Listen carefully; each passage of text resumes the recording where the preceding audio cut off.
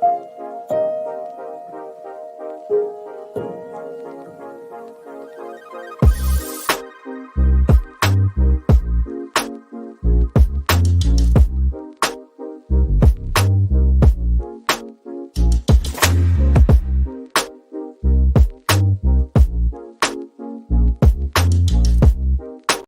from a galaxy near you, this is Brothers in Booze.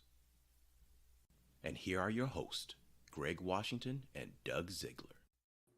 Psych! Hey, everybody, welcome to Brothers in Booze. As you can see, Greg is not here. But tonight, we are fortunate enough to have our good friend Art Eddy with us to do the Art of the Fatherhood takeover. Hey, Art. How you doing, man? How's good, man? Always appreciate stopping by and being a guest on your great show. Greg, thanks for entrusting me to be Doug's sidekick for the night. But yeah, this is really great, man. Thanks. Yeah, good. So what are you drinking? Since because we always got to start with that, right? I am drinking a nice Crown Royal and ginger ale, man. I know it's kind of like Brothers in Booze. Maybe you guys mostly drink beers, but switching it up and doing a little Crown and ginger. Yeah. Well, we always say just drink what you like. That's our whole thing. Yeah. We're all good with however you do it, you know. Thank you. What about you, man? Well, I'm going to start off with I'm going to do beer, but I'm going to start with one that I just found today that I thought was interesting. Talia Brewery in collaboration with Prison City. Prison City I've been to. Talia is down in Brooklyn, so maybe Okay. Daniel Fisher might know that one. This is called Weekend Riot. This is a lager brewed with prickly pear and lemon. So as per my usual, I need to do weird shit. So let me open that puppy up and then we're going to see how it is. Lagers have gotten a lot more prevalent lately, so I'm happy to see that. So, but interesting, like prickly pear is actually part of a Shiner beer that I really like that I never see. It was like a prickly pear ale, and that one was like pink. Like this is sort of a little bit pink. You can see it. Yeah. But not nice, man. I'm definitely more like a lager, Pilsner, light, amber, like those type of beers for me. I know, Greg, aka Daddy Porter, like he'll definitely have like all you guys like do all these different things, but for me, like I'm more of like a light beer drink, like not like light beer, but you know what I'm saying, like in color. yeah. So hey, whatever you like. I just I like trying different lagers and everything like that. So it smells like very lemony. So yeah, Daniel Fisher was saying for the win, he appreciated it. It opened up in West Village, a tap room, and they stopped for Boxing Day for a pub crawl. That's awesome. Yeah. And then I love the fact that Jerry all of a sudden is bringing out Digital Underground, Do What You Like. That's because that's how Tupac. I'm like, he's my favorite MC, and like that's how Tupac got his like start with Digital Underground. Yeah, he was a dancer for him. Yeah, and then he on same song he debuted rapping like nationally or like worldwide. So that's awesome. Jerry, love that reference. Good job, Jerry. Hey, so check out now. You can see the color a little better. Yeah. Now that the head's a little more dissipated. Nice. I just think that's a really lovely color. The lemon's there. The prickly pear I don't get a lot of flavor out of, but it definitely gives it a little color. So it's basically like a lemon lager, almost like not a shandy, but something along those lines. Yeah. Definitely especially in the summertime, man. Like for me in this beat of North Carolina, it gets hot. Like those, like the lighter beers, like don't weigh you down as much, right? Yeah, because I mean, I'm a person who will drink stouts all year round, but a lot of people don't like that because in the heat, it makes it feel like it's really heavy. And I just, I'm usually like, I'm just going to drink it anyway. I don't care. Yeah. But with it getting lighter, my goal, I was telling my wife earlier today, was that I wanted to be more open to trying a bunch of different styles that I normally don't. Especially in the lighter category, because it tend to go heavier. And, this is started that business for me. But nice. Yeah, very good. I'm very happy with this. So nice. Someone said Biggie all the way. And I love the fact that like I'm a big fan of Biggie as well. I don't know how many people know the beef, obviously East Coast, West Coast, but Notorious used to open up for Tupac. Way back. And one of the songs when Tupac died was God Bless the Dead. And he said, rest in peace to Biggie Smalls. And everyone's like, oh, he's Tupac's alive. It was like, no, he actually was they were gonna do that rap to promote Biggie's album.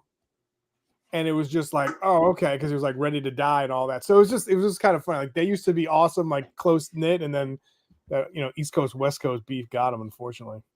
Yeah.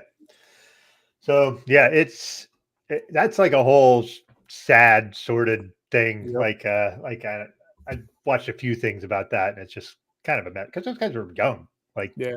What's up, Jonathan? Always good to see you, man. yeah, man. Yeah, they were close at one time. So, so we're doing the Art of Fatherhood takeover. So, Art, why don't you give us a little lowdown on the Art of Fatherhood for those who haven't had a chance to watch it or listen to it?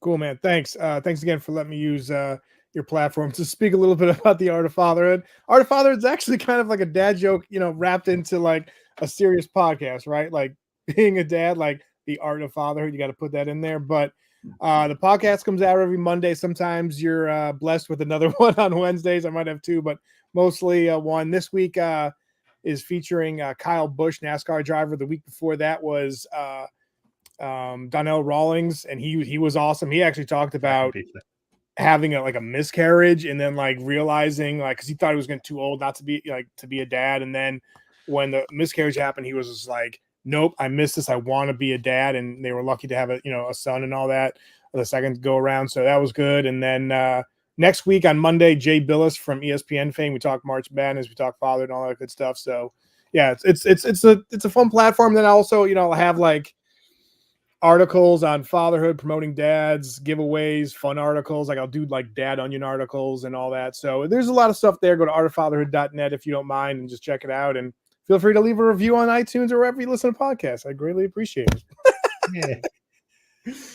Oh man, you get some truly amazing guests. I'm always a bit floored when you're just like, oh, this week I have this. I'm like, Jesus.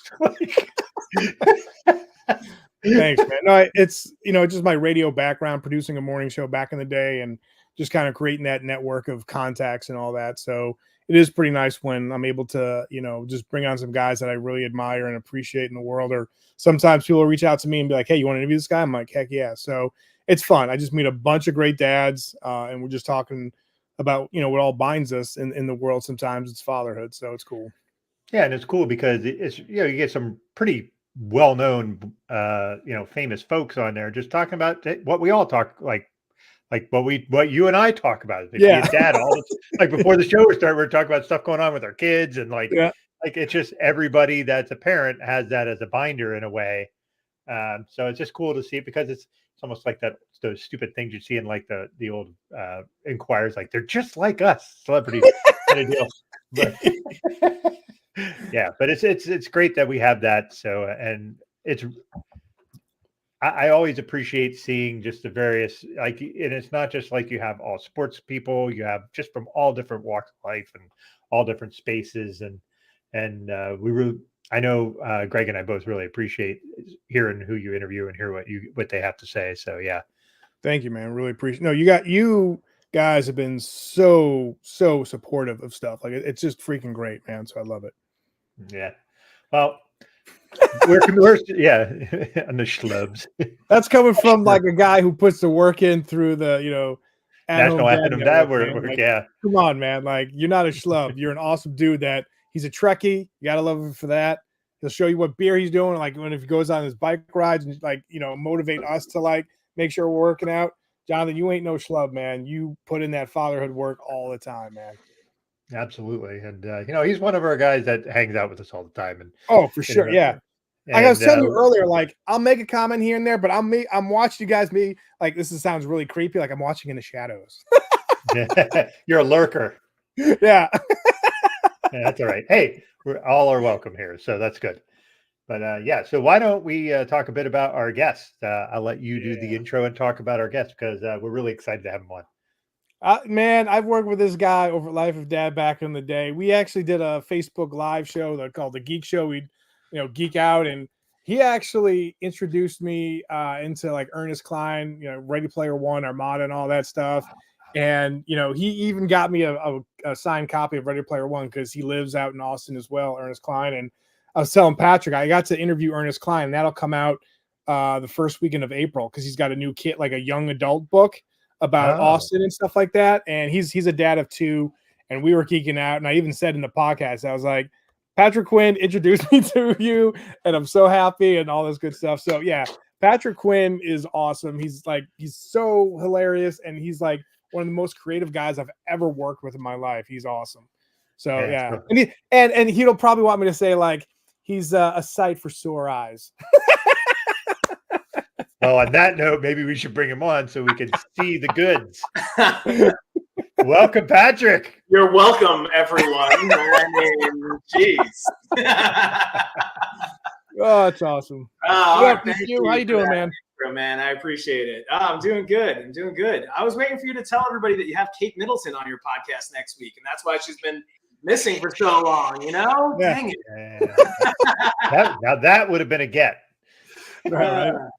Yeah, no, I was only getting fellas.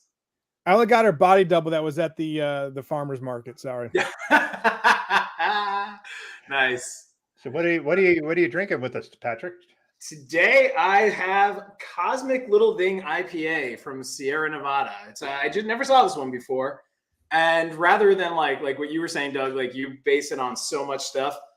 I based mine on the fact that it's got a surfing astronaut on the can, and I thought that was pretty cool. So nice. And it's pretty darn good. Yeah, I like this one. I like all the hazy little things, the big little things, IPAs, things like that. So I don't know if you guys have had them. Pretty killer. So yeah. Nice. So this is a question for you, Mr. Quinn. Yes. It's a Westbury. What is Westbury? Because I'm unfamiliar. Westbury. Oh, in my shirt? Yeah. So this is Long Island. Westbury. What's the word after Westbury? Probably somewhere over here-ish. I don't know. This is my brother-in-law's shirt. He left it here, and this is what I don't know. It's just a Toyota shirt, but I was like Westbury. Like, is that a show? Like, because Daniel's like as much of a nerd as you guys are. And I was like, what? Oh! I thought you were wearing like a Triceratops T-shirt. Like I saw like. So this is Long Island. Manhattan would be like right here-ish.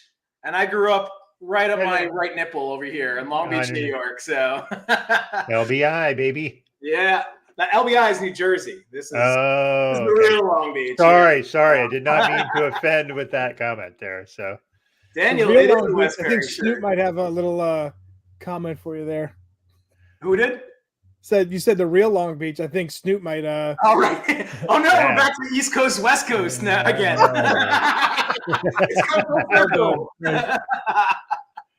Welcome, Victor. Hey, Victor. What's up, man?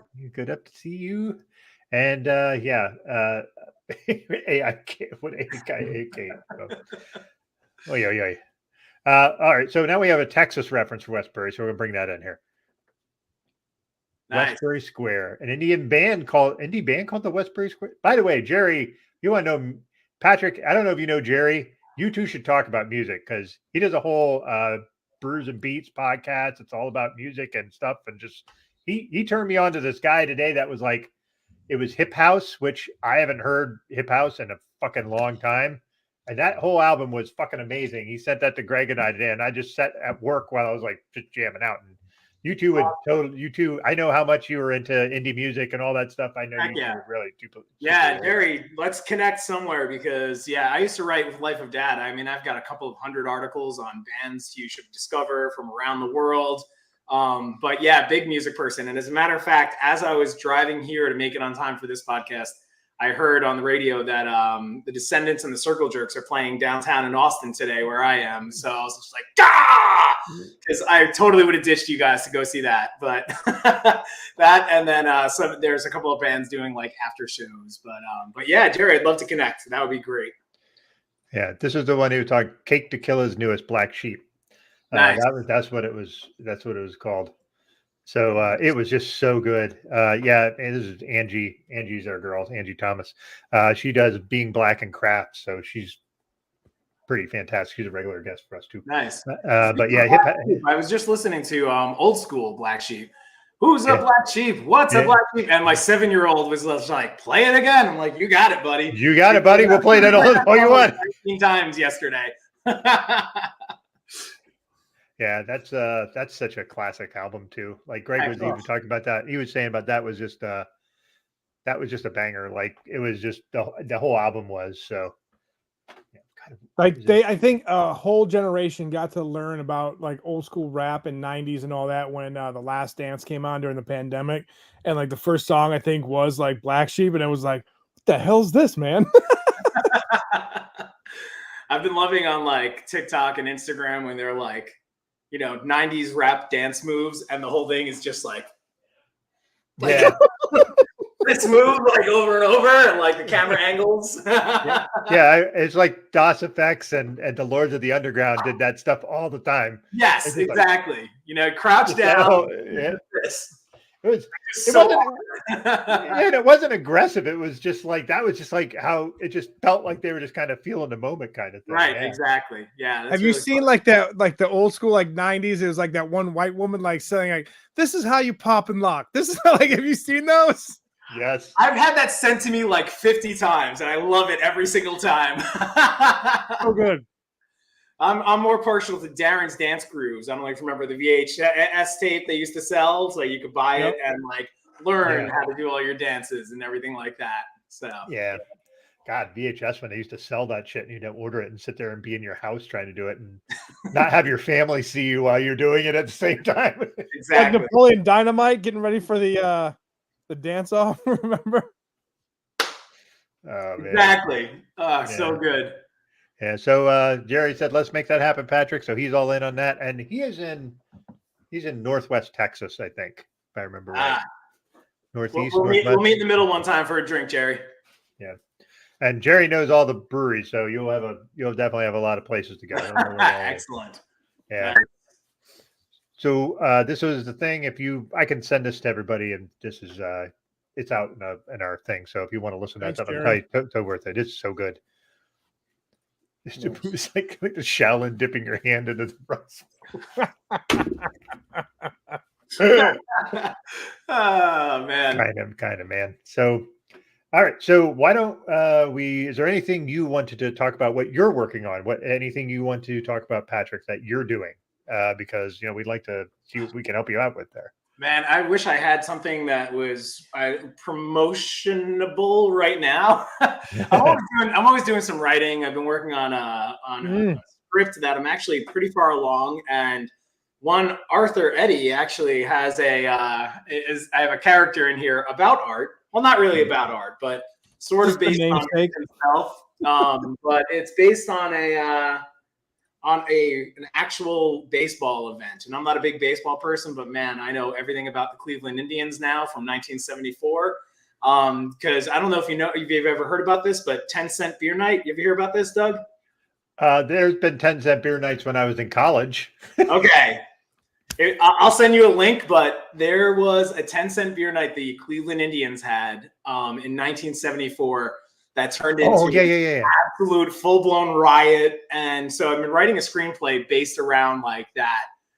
So hopefully within the next 6 months or so, I'll jump back on here with you guys and we can promote at least that portion of it. But yeah, that's basically you gave me the first a few pages, man. Or I don't know how many pages, but like I was reading and I told you, man, it's like I said, you're creative. You're one hell of a creative dude, man. So thanks, man. Yeah, I appreciate it. Yeah, I was just writing a couple of scenes just before I got over to here. So, but yeah, besides that, I've just been doing my regular marketing job. Today I had a big goof up, which was pretty hilarious. I think a couple of you guys saw it. I posted it on Facebook because somebody had the best response ever to me, basically telling me to take my wang and shove it up my hoo-ha, which is great. But yeah, in the past, Art and I, like with Life of Dad, we kind of worked on a ton of stuff, but I created a TV show. I don't know if anybody here is watching from Israel, but it's called The Spiders. It's one of the something we worked on, a bunch of us together from Life of Dad. And yeah, that TV show went 3 or 4 seasons, 4 seasons. And yeah, if you were literally anywhere else in the world except for the United States, you're able to watch The Spiders on Nickelodeon. So check that out with your kids because it was a great time writing it. A really funny, fun show, I think. Yeah, so we got to put this because from one of my favorite dumb movies of all time with the Major League, with Clue Haywood leads. Yeah, almost. Bob Euchre, dude, man, I missed that guy. He was awesome in that flick. So, all right. Well, we got a million things to go. Art, floor is yours. What do you want to chat about, sir? What I don't know. I mean, we're talking about 90s hip hop, but maybe you're keeping the 90s. Have you guys been watching X-Men 97? They released the first 2 episodes. I have not. I just started reading about it. Like, I knew it was coming up, and I read about it, like an article that was saying, like, not only is the show from 97 like actual perfection, which I loved it back in the day, but then it was talking about the music. They're like the theme song being such a banger, and I couldn't think of it in my head. So I went to YouTube, and all of a sudden I was like, just perfect. I want to actually throw it on some of my Spotify playlists. But then I heard also that the theme song for this new version of it is as good also. But I also heard the show itself is just fantastic. So a couple things. One, did you guys see Doctor Strange and Multiverse of Madness? Yes. I did not. Okay. Do you know that they played that song when, spoiler alert, I mean, the movie's a little bit, sorry, Doug. When whatever. Patrick Stewart as Charles Xavier comes out, they play that? No way. No shit. I did not catch that at all. I was like, that song, like, it's just like Pavlov's dog. We're like, oh my God, it's X-Men.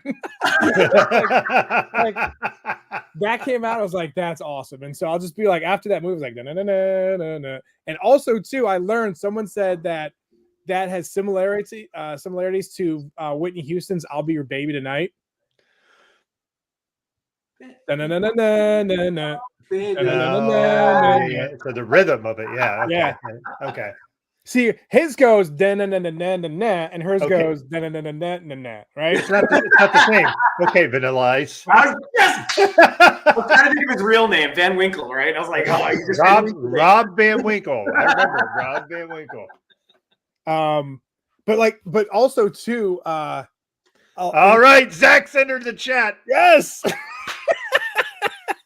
Things are about to go well.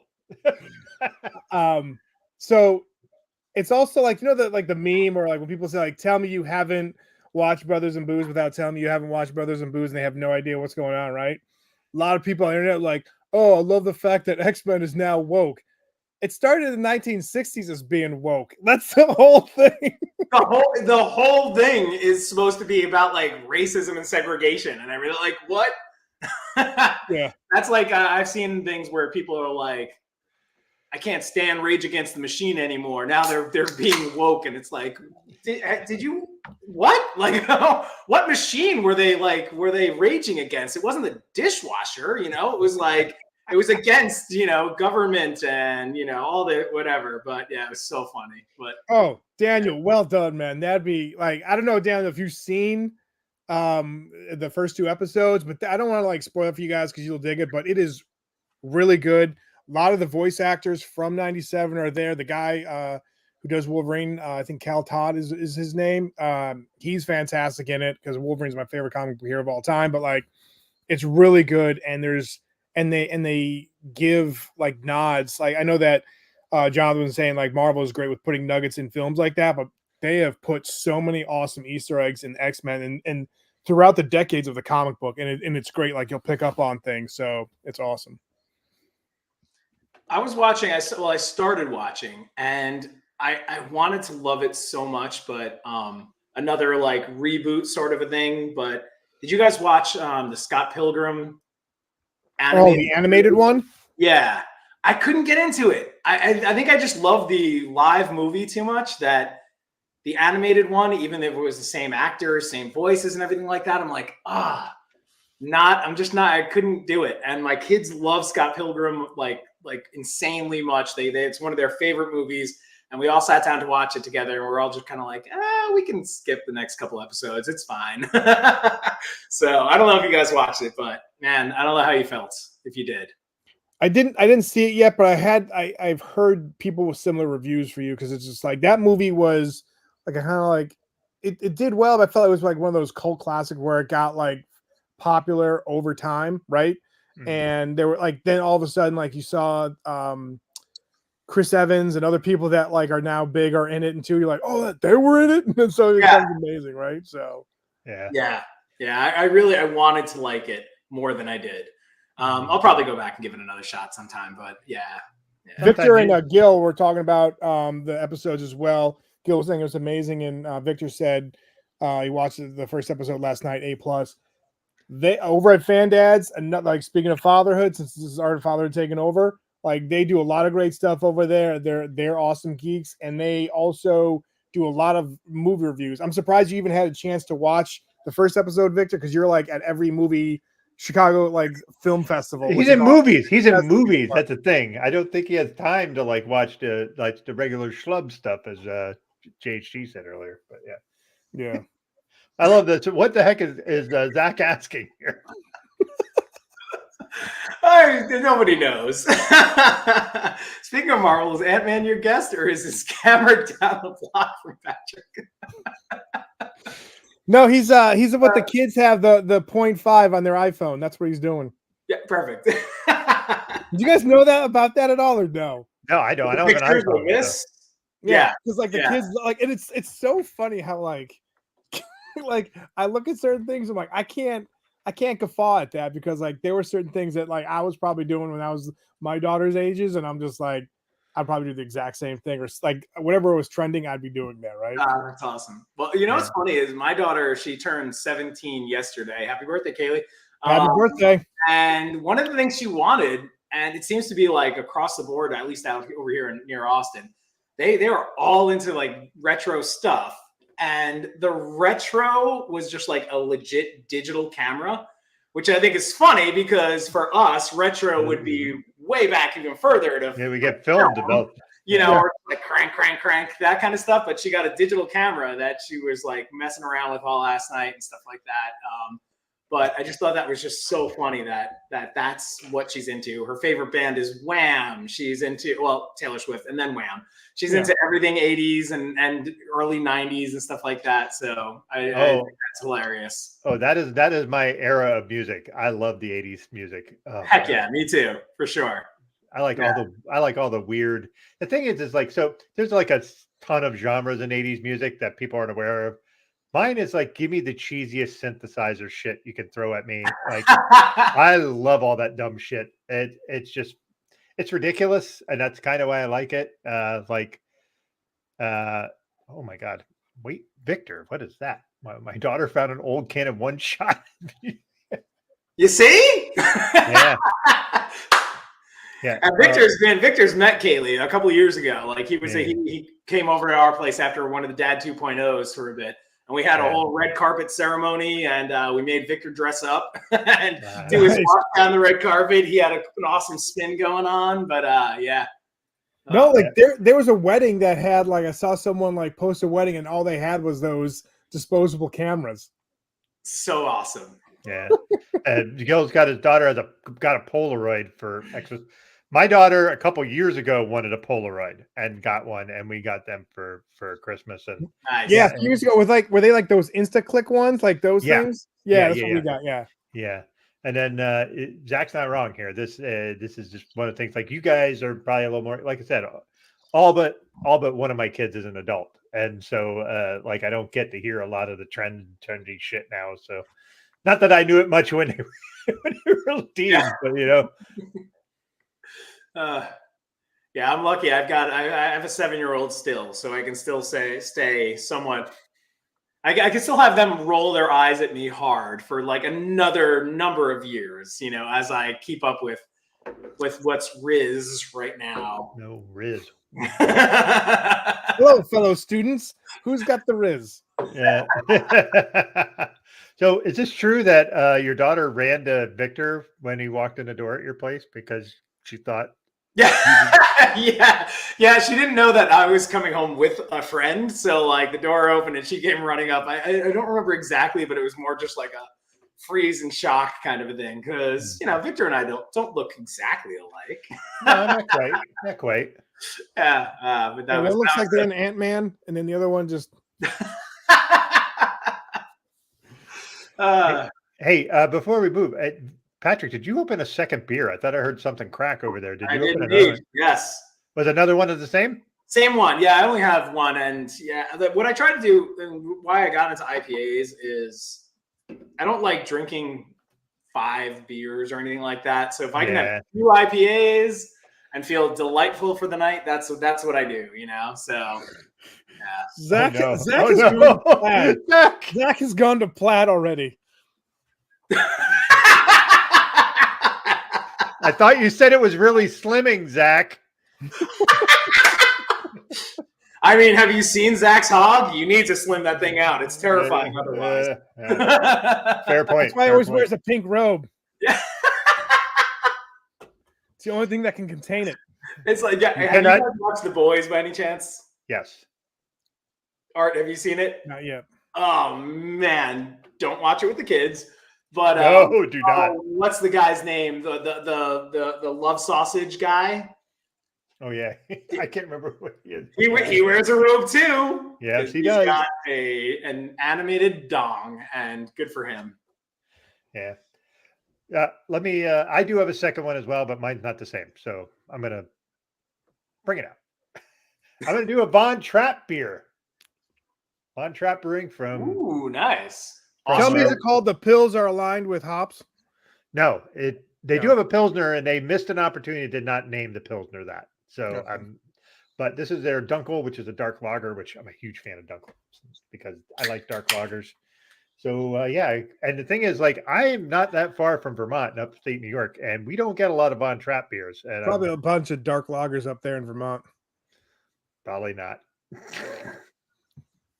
It reminds me, have you guys ever seen the SNL skit with Adam Driver where they're like having a meeting of white nationalists and the guy's like, we want to be able to go and buy our own food with nobody that's not white around us and blah, blah, blah. And Adam Driver's like, yeah, you're talking about Vermont.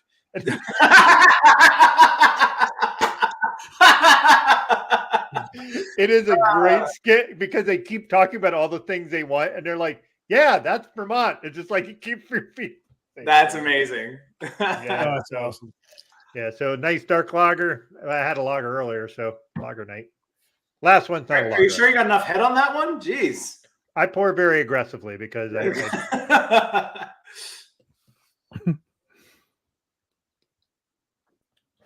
this the first time you're trying it or no? I have not had this one before. Like I said, the only Von Trapp I've had before is their pills. So, oh no. Not good? No, that comment. It's a Von.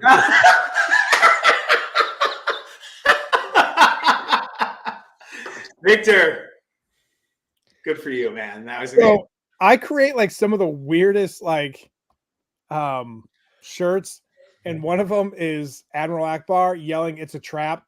jaw, and he's pointing at Trap Jaw, and I have like Trap Jaw like on the other side of it. Nice. Apparently, I'm aggressive with the pour for a reason, but yes. Yeah, and you're right. I'm surprised too, John, because I don't get them, and I don't even get like Vermont for some reason has this weird thing where they don't distribute like a lot of their beers outside. They're very like protective of their beers, like the Alchemist is like Heady Topper. I think Heady Topper is a great beer, you know, Focal Banger and all these things, but like there's a beer. Yeah, there's a well, that's not Vermont. That's New Hampshire. New Hampshire is very much the libertarian group. That's the folks that are like, don't fucking come in here. Kind of. I used to live there, you know. I know. Like when we first moved there from Illinois, it was just like we were like outsiders for 5 years. Well, yeah, because you're not. They don't know you. Yeah. You're not a Smith.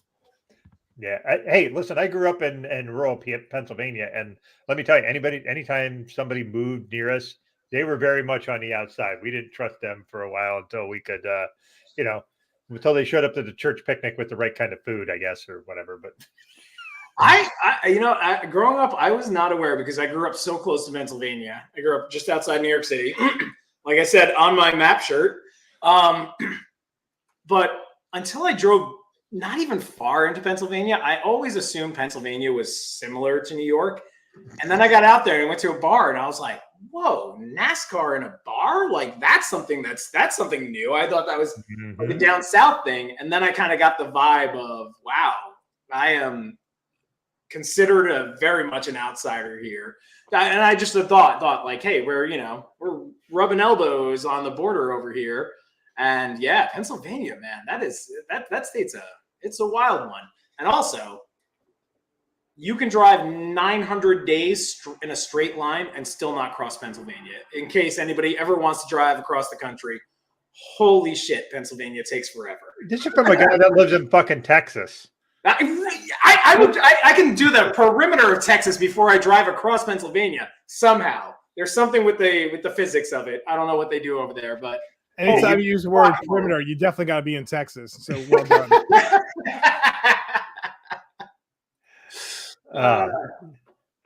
Wow. Sorry for your luck there, Zach. I will say this. I live in upstate New York now, but the similarities between rural New York and rural Pennsylvania are almost eerie. Like there's an equal amount of Confederate flags. Pennsylvania, Erie, Pennsylvania.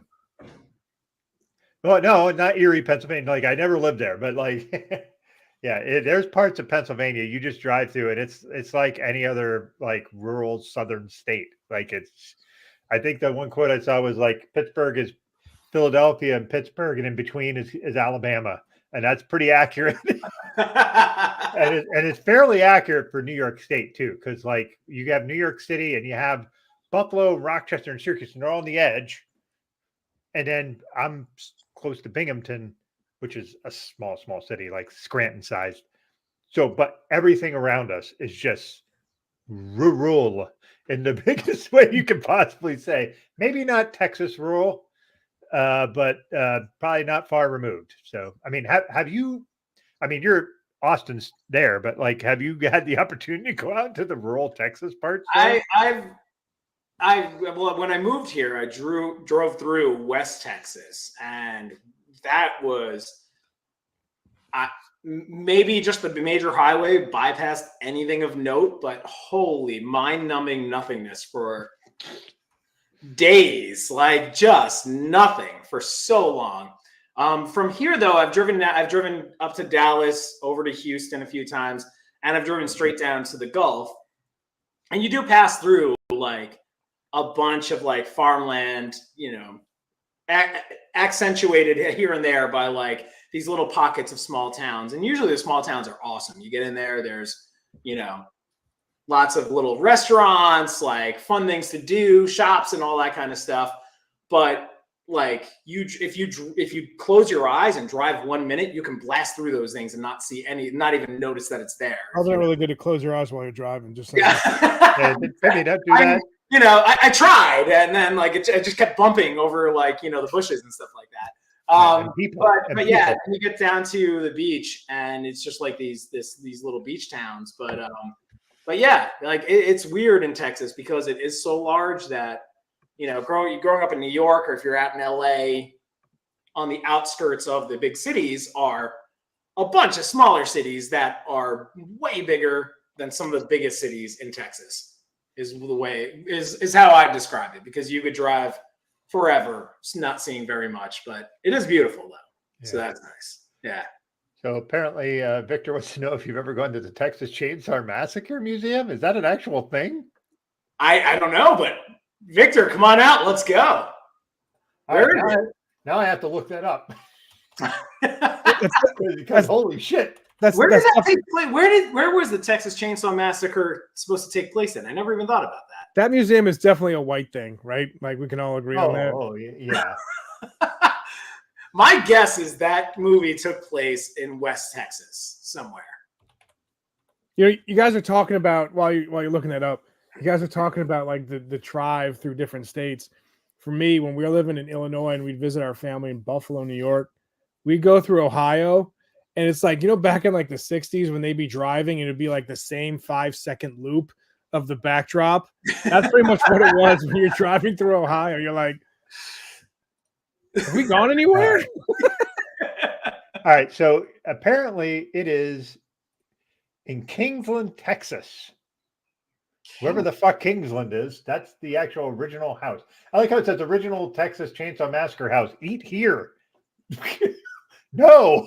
No, we're good. I'm looking up where that is right now. It'll really, that's a place where it costs you an arm and a leg, and you wonder why, because it's actually an arm and a leg. Oh man, it's not far from me. Oh well, there you go. That's like, holy, yo, Victor, I might go there tomorrow. Dude, I don't have my kids tomorrow. I've got nothing to do. That'll probably take me. That'll probably take me 20 minutes to get to. All right. Really? Okay. Well, while you're driving, you can let the dulcet sounds of Scarface lead you to. Scarface is awesome, man. Yeah.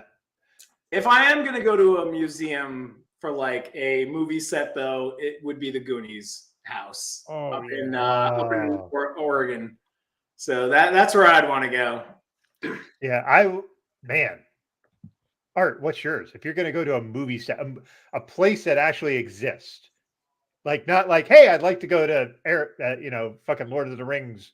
Like, not going to, maybe you can go to New Zealand or whatever, but like, like you're right. Like, actually, Sam Christensen, an OG like dad blogger, like Dork Daddy, he went to Tunisia, and like that's where I'd go there. I'd love to go there, man. Like that's where I'd love to go. Check out, New Hope, Phantom Menace, all that stuff. Like Tatooine. I did go for back in the day when my wife and I were celebrating like one of our anniversaries. We went out to San Francisco, Napa, checked out a 49ers game, and then we went through the Redwoods. And that when like the cool thing is like we went like we saw like one of the Rangers there, and he was like giving us like me and some other people like some information, and there was a banana slug that was modeled after Jabba the Hutt.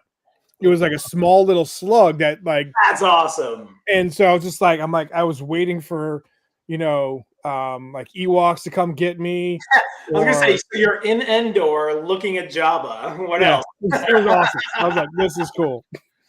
All right, Doug, what about you? Where would you head to? Man, I asked you that, and I was like, I didn't even. And the only thing I can really come up with is wherever the fuck they filmed the Shawshank Redemption. Oh, that prison. I would love to just walk through that, like Alcatraz. Like, I don't know if I've been to I never was able to go to Alcatraz. I went there with my ex-wife, and she refused to go to Alcatraz. That was like the one thing I wanted to do. We were in San Francisco. No wonder we didn't stay together. But anyhow, so yeah, that probably. I don't know that there's a lot. I mean, mostly because my taste for movies runs towards horror and stuff like that. There's like the Amityville house is not really all that far from me, but I've never gone. Don't put your hand down the garbage chute. When I was in high school, I dated a girl who lived maybe a quarter mile away from the Amityville horror house. So I used to drive past it all the time. And it's still there. It still exists. The only thing that's different is it's a weird house. So if you're on the road driving past it, the front of the house doesn't face the road. The front of the house faces sideways this way. Of course. And those 3 windows that are iconic from it that used to be facing the street, those are gone now. Presumably because the people who live there don't want, dummies like us going there and being like, oh, here's the house, But I know exactly where it is. It's still there. And that's that whole story. Have anybody ever read the books or anything like that? Yep, I have. Because there was the actual murders there. That one guy killed his whole family, and then like the floating pig and all that kind of stuff. It's fucking nuts. It's fucking crazy. Nuts. Yeah. Speaking of like idiots visiting people's houses that were in shows, Breaking Bad. Have you heard about that in Arizona? I know exactly what you're gonna say. Yes. There's a house. This woman owns a house, and where they were throwing pizzas on top of the roof, and so people just order pizzas without being cut, and they fling them on the roof. Yeah, they had to have put up signs and say, "Don't throw pizzas on our roof anymore." All right. So here's the thing for me is I have never watched Breaking Bad. I have never watched Sopranos. I don't watch organized crime shows. I just don't like them. And I know they're fucking great. I know they're great. The one I might break on is The Wire. I've never seen that because it's more like the atmosphere of Baltimore and how that is all fucked up. So I might watch that at some point. It took me forever to get. First of all, I'll just say Breaking Bad is more like disorganized crime because it's like these two guys figuring it out as they go. It's kind of like what we do in like getting into like writing or whatever. Like, I don't know, let's just fucking go for it and we'll see what happens, you know? So Breaking Bad's amazing. I just rewatched the series recently, but The Wire, I didn't know really much about it except for the fact that it was like about, you know, the drug trade and everything like that set in Baltimore.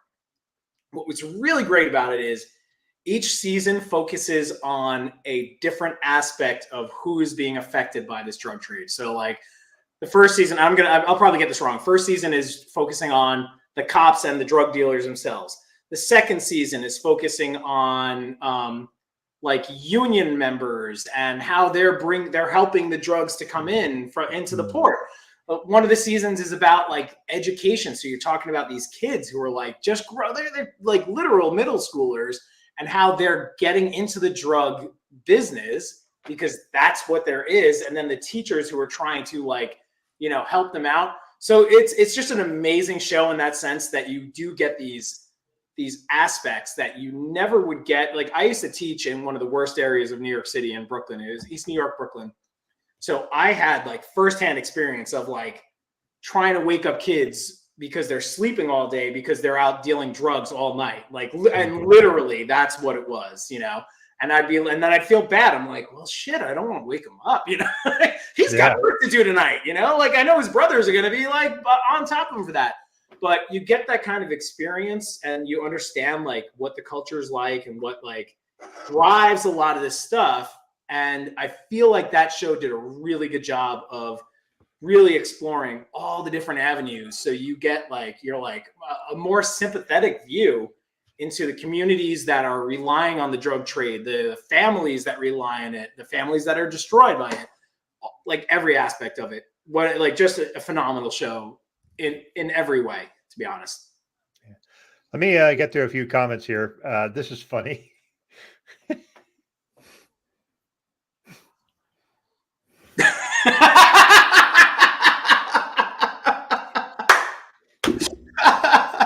Somehow that doesn't surprise me. Kids, I urge you not to try that at home. Don't do that. That is not dope. That is not dope. Also, I didn't know Goonies City was also the same town for Short Circuit. Really? That's awesome. I didn't know that. Yeah, me Johnny either. Five alive? Johnny Five. Who's Johnny? Yeah. He said and smiled in a special way. Johnny, he said, I know that I love you. Love you. I don't know if I got all those. Now we'll get copyrighted, but that'll be great. He said, so this is what he was talking about, Imani, when you were talking about The Wire, was just how the drug trade shows how all the systems are corrupt. Yes, okay, exactly, Imani. Exactly. It all corrupt, but then also shows like the good side of people who are like fighting the corruption. Oh, that's right. News outlets. You're right. I forgot about that portion of it, but yeah, just so good. So good. Thanks, Imani. Appreciate it. Yeah. Also,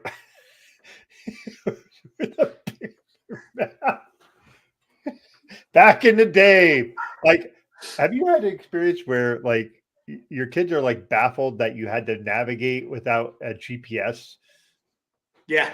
It's funny. Like, or like, how did you meet your friends? You're like, hey, I'm going to meet you here at this time. I think about the fact that I at the mall with my kids. I'm like, if I lost you here and you didn't have your cell phone, I would just never see you again. I'd be like, well, he was a good one, but you know, he's gone. Sorry. Good luck. Fare thee well. Like, I wrote an article. I'm not sure if he knows our address. Like, you know. I wrote an article or an Art of Fatherhood just talking about no texting, no problem, about like how we would just work the system, whether you'd call, collect, and be like, basketball practice cancels at 5. Got to pick me up. That was a great article. I love that one because I think I commented I used to actually do that from St. Anthony's High School. Yeah. But like West, we found ways to survive. I felt like every generation feels like they're the best and they can understand like what's going on. I don't think we were the best. But we are. We were the best. Yeah. MapQuest. That was funny too. It's like my dad. One of the first times, I think the only time he's visited me here in North Carolina, he printed out a map like, and like how to get there. And then like, because like they had construction, he went the complete opposite way from the airport. And I'm like, where are you? And he's like, I'm on a road. There's McDonald's somewhere. I'm like, okay, that narrows it down big time. Like, I had to like, I had to like, all right, how am I gonna? Because at that time he had a flip phone, and I'm like, all right, how am I gonna find him? I factually found him. It took me an hour and a half, but I got him, and we convoyed back to my place. But it was just like, that took me back to being like, this is why we have technology.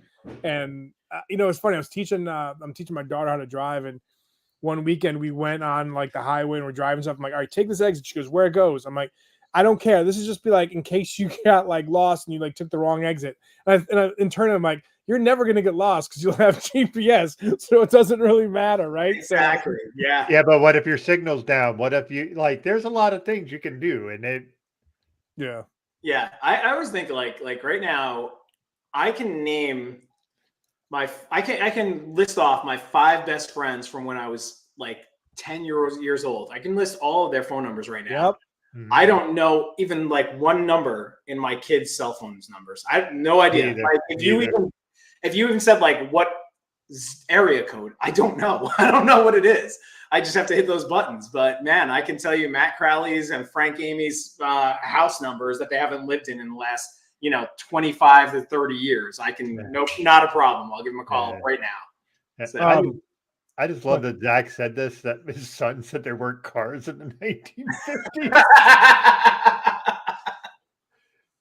I think my kid one time when she was like 8, she's like, back in the day, were things in black and white? And I'm like, no. That was well before my time. Sorry, kid. Did you guys see it came out a couple, like I think like last year, maybe earlier this year? No, it was last year. Leave the World Behind. It had like Julia Roberts, Ethan Hawke. It was late last year. Yeah. And like that was talking about how like different countries were ganging up on the US and like knocking out GPS, knocking out cell phone things. And it just talked about like how people couldn't survive. Like that's true, man. Like we would not know how to survive. Like, how do we do this again? Yeah. I tell you, recently, one of my good friends out here, he was just like, "You want to go on a kayak fishing trip for one night? Like we'll kayak down a river, camp out, kayak again the next day." And man, it was the first time in a while. Before that, maybe a couple of years before, where I was hiking through the Smoky Mountains, where you're just not on your phone for like every 10 minutes. Like, while I'm on this freaking podcast, I want to check my phone sometimes. But like, it was like the first times that you're able to actually decompress and like just put that crap away and not do it.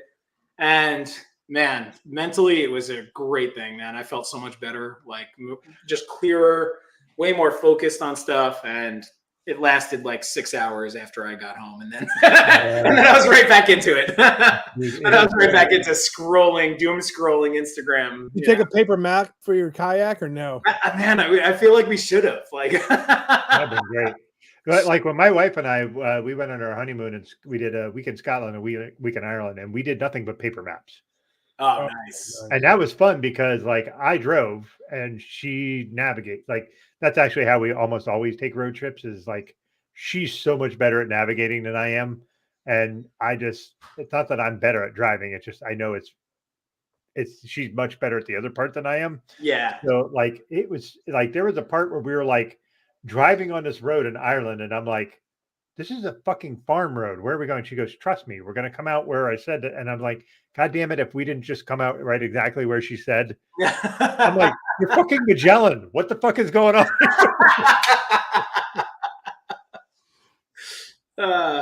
Hey, I have a great question for Patrick. Yes.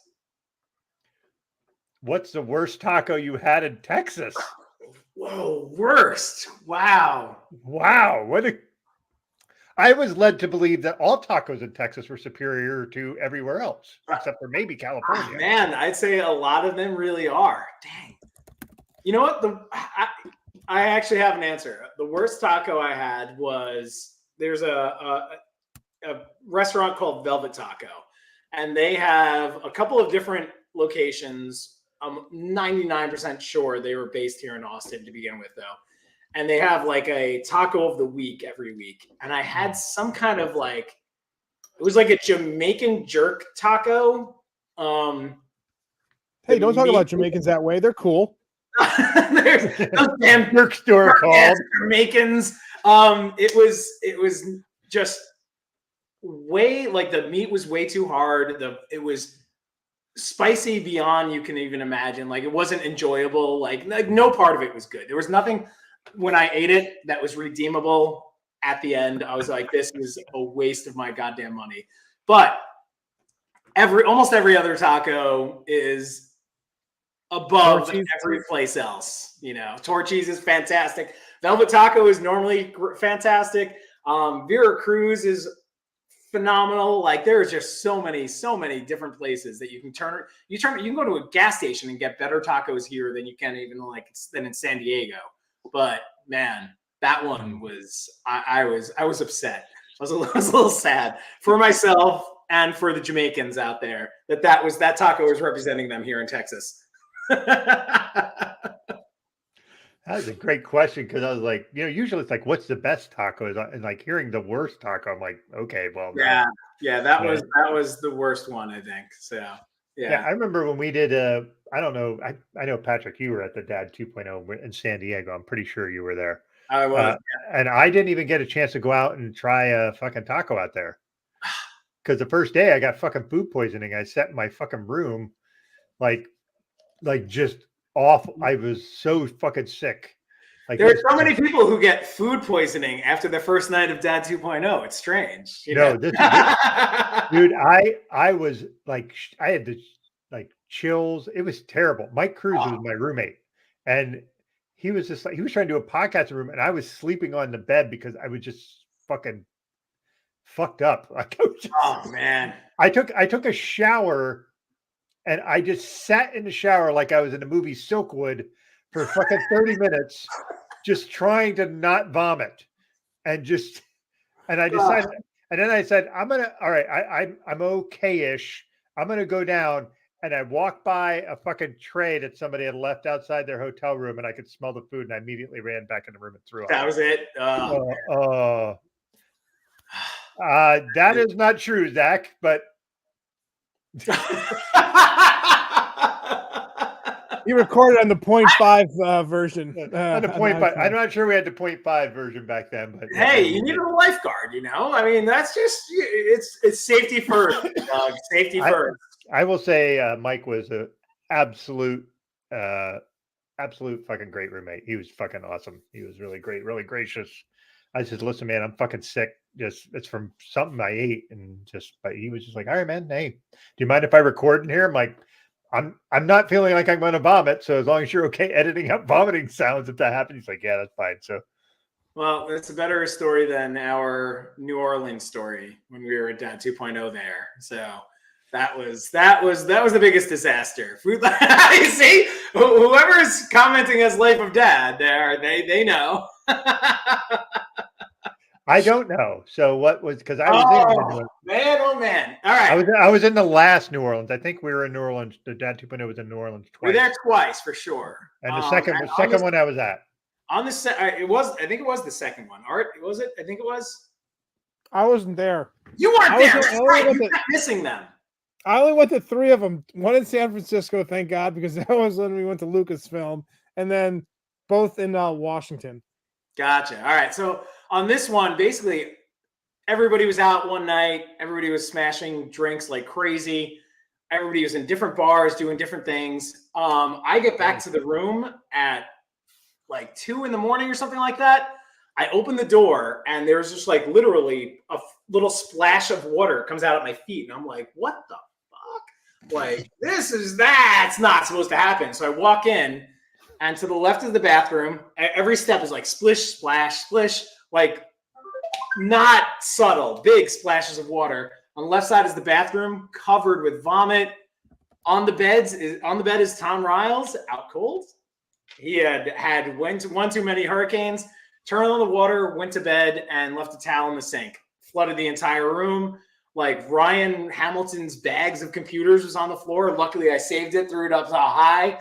Yeah. Oh, David, Jesus Christ. And Another fun story about that one. But anyway, our entire room flooded out. Like the security came up. I called downstairs. They were just like, we'll send up maintenance, like typical Sunday night in friggin' New Orleans, but it was at like a Marriott. It was a really nice room. But so our room we got the real New Orleans experience because it felt like a swamp the entire time we were there.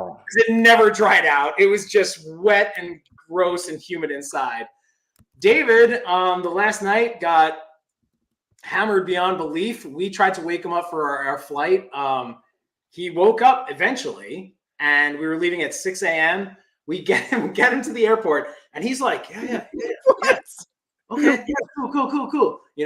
We get him to the airport, put him on the plane. He goes to LA. He tells us like a day later, he's like, guys, I don't remember anything. He's like, my last memory, I was with Don Jackson on Bourbon Street. My memory right after that was landing in LA. He's like, nothing. I was like, you freaking time traveled. Good for you, man. You just skipped over everything. Hold up. Like, could you imagine walking through TSA like completely blackout drunk? Like, how did you make it through? That's the thing. Like, we were with him, and he was functioning, like, I guess physically. Because after we got through security, we all went our own separate ways. Tom went one way, I went another, he went another, and somehow he got to his flight, got on the plane, but nothing the whole way. Wow. So good for him. Yeah. Brother and booze. Yeah. Hey, so let's ask, who is commenting from the Life of Dad cut thing? We don't know who that is. Yeah, who is that? I'm guessing he's wearing a red hat right now. I'm just going to throw that out there. It's not you? No. Is it Fred Durst? All right. My guess. It's got to be Tom or Dan, potentially. I'm guessing it's Tom. Maybe Tom. Oh, man. But no matter what, man, I think we all missed Dad 2.0 a whole big bunch, man. How crazy was the one right before the pandemic, man? I remember running into you, Doug, and Greg.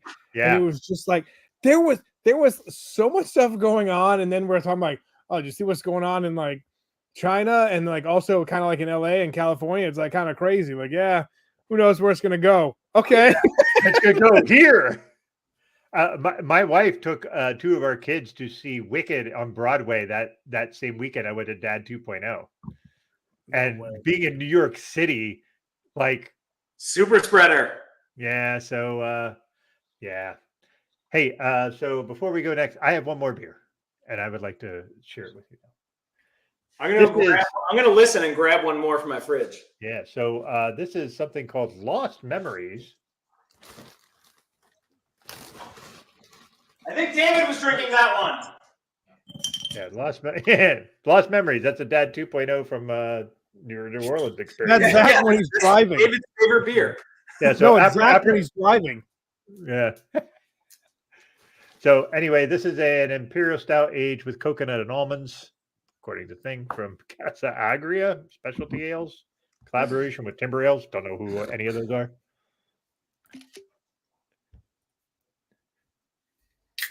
Angus. Who's Angus? Angus Townsend. That is Zach. That is such a deep cut. That is... Angus. Isn't that the fucking janitor from The Simpsons? No. That's Willie. Willie, come on. Willie. That's right, Willie. Sorry. Angus lives in Portugal now. He lives like near my brother in Portugal. So he and his whole family moved out there. So unless he's staying up really, really late to watch this, I think Angus is probably sleeping right now. So this is super fucking boozy. Whoa. This is good. Look how dark that is. What is that? Like a 10-0? It is 12. Oh. So. Well, good night, Doug. Yeah. So wait, is that Chris Reed? Is it Chris Reed doing it? No. I think somebody's still not telling us who's doing that. Maybe they're wanting to be anonymous. Casa Agria. Let me look. Good call there, Daniel. I'm feeling like this is a New late Haven for sure. New Haven, Connecticut. Ooh, New Haven. A hotbed for craft brews. Is it good? What have you tried it? Oh man, that's awesome. I'm a big stout fan, so that is boozy and a little bit sweet, but not overly sweet. Definitely get the not much in the coconut's more in the aftertaste, but there's definitely it pours like fucking motor oil, which I love. Not I love motor oil. I just like that it pours like motor oil. I the new Valvoline 10W40. It's great, man. Blood in the streets in a ton of New Haven. All right. No, speaking of like Connecticut, here's a fun story. So the guys I used to work in radio with, we have a podcast called Masters of None. And when I was living in Jersey at the time, for the holidays, we'd go up to New Hampshire. And my buddy was like, Jay was like, hey, dude, see if you can get the Imperial Stout Trooper. It's through the, I think it's like New England Brewing Company. I was like, all right, cool. So we're driving up there and it's like on the way. It's like seriously, like I think off of 84. I'm like, I said to Jess and the girl, like, well, the girls were super little at the time. So I was like, hey, Jess, I just want to stop in here and get a couple bottles. So I got 2 bottles and the guy was like, it's a good thing you stopped in because I think I was wearing a Star Wars shirt at that time. And he's like, we received a letter in the mail from Lucasfilm and we haven't opened it up yet. We're going to open it up next year because it's right around the holidays, like Christmas time. And it was a cease and desist and I'm going to get the bottle, but it's hilarious, man. Hold on. What? That timing is fucking great. Oh man. What? That's awesome. Oh, that is a great bottle, dude. Oh my God. Yeah. Like you were saying earlier, Patrick, that you buy beers sometimes based on how the cans are. I'm always about the can art. Like part of the reason I got this was just the cool little pine trees and all this shit on that. Yeah, that's really nice. Pretty. So like I am all about the can art when I see it because I had said this many times. I think if you invest money and time in making your cans and your bottles look good, then you're probably going to take care that the beer is good. But I've been steered wrong with that before. So. Yeah, and I also love like this one probably not because of Sierra Nevada. I mean, I can't say, but here's it. Very nice, Zach. I don't know if you saw that yet, Art, but I did. I did. True. But yeah, I love like when you get real small breweries who are coming out with stuff and they have crazy art and stuff like that. Like they hired someone local, like an artist who is like, hey, I like you, person. Like can you do my art for my thing and stuff like that is just fantastic to me. I love being able to support that stuff. Man, fucking never hits. Sorry, that was a grade A fucking comment, Zach. Yeah. I'll give you credit for that. So I have a question for both of you, but I'm gonna do a small segue if I can find it, since Greg always does this. God damn it. Here we go. You'll find it.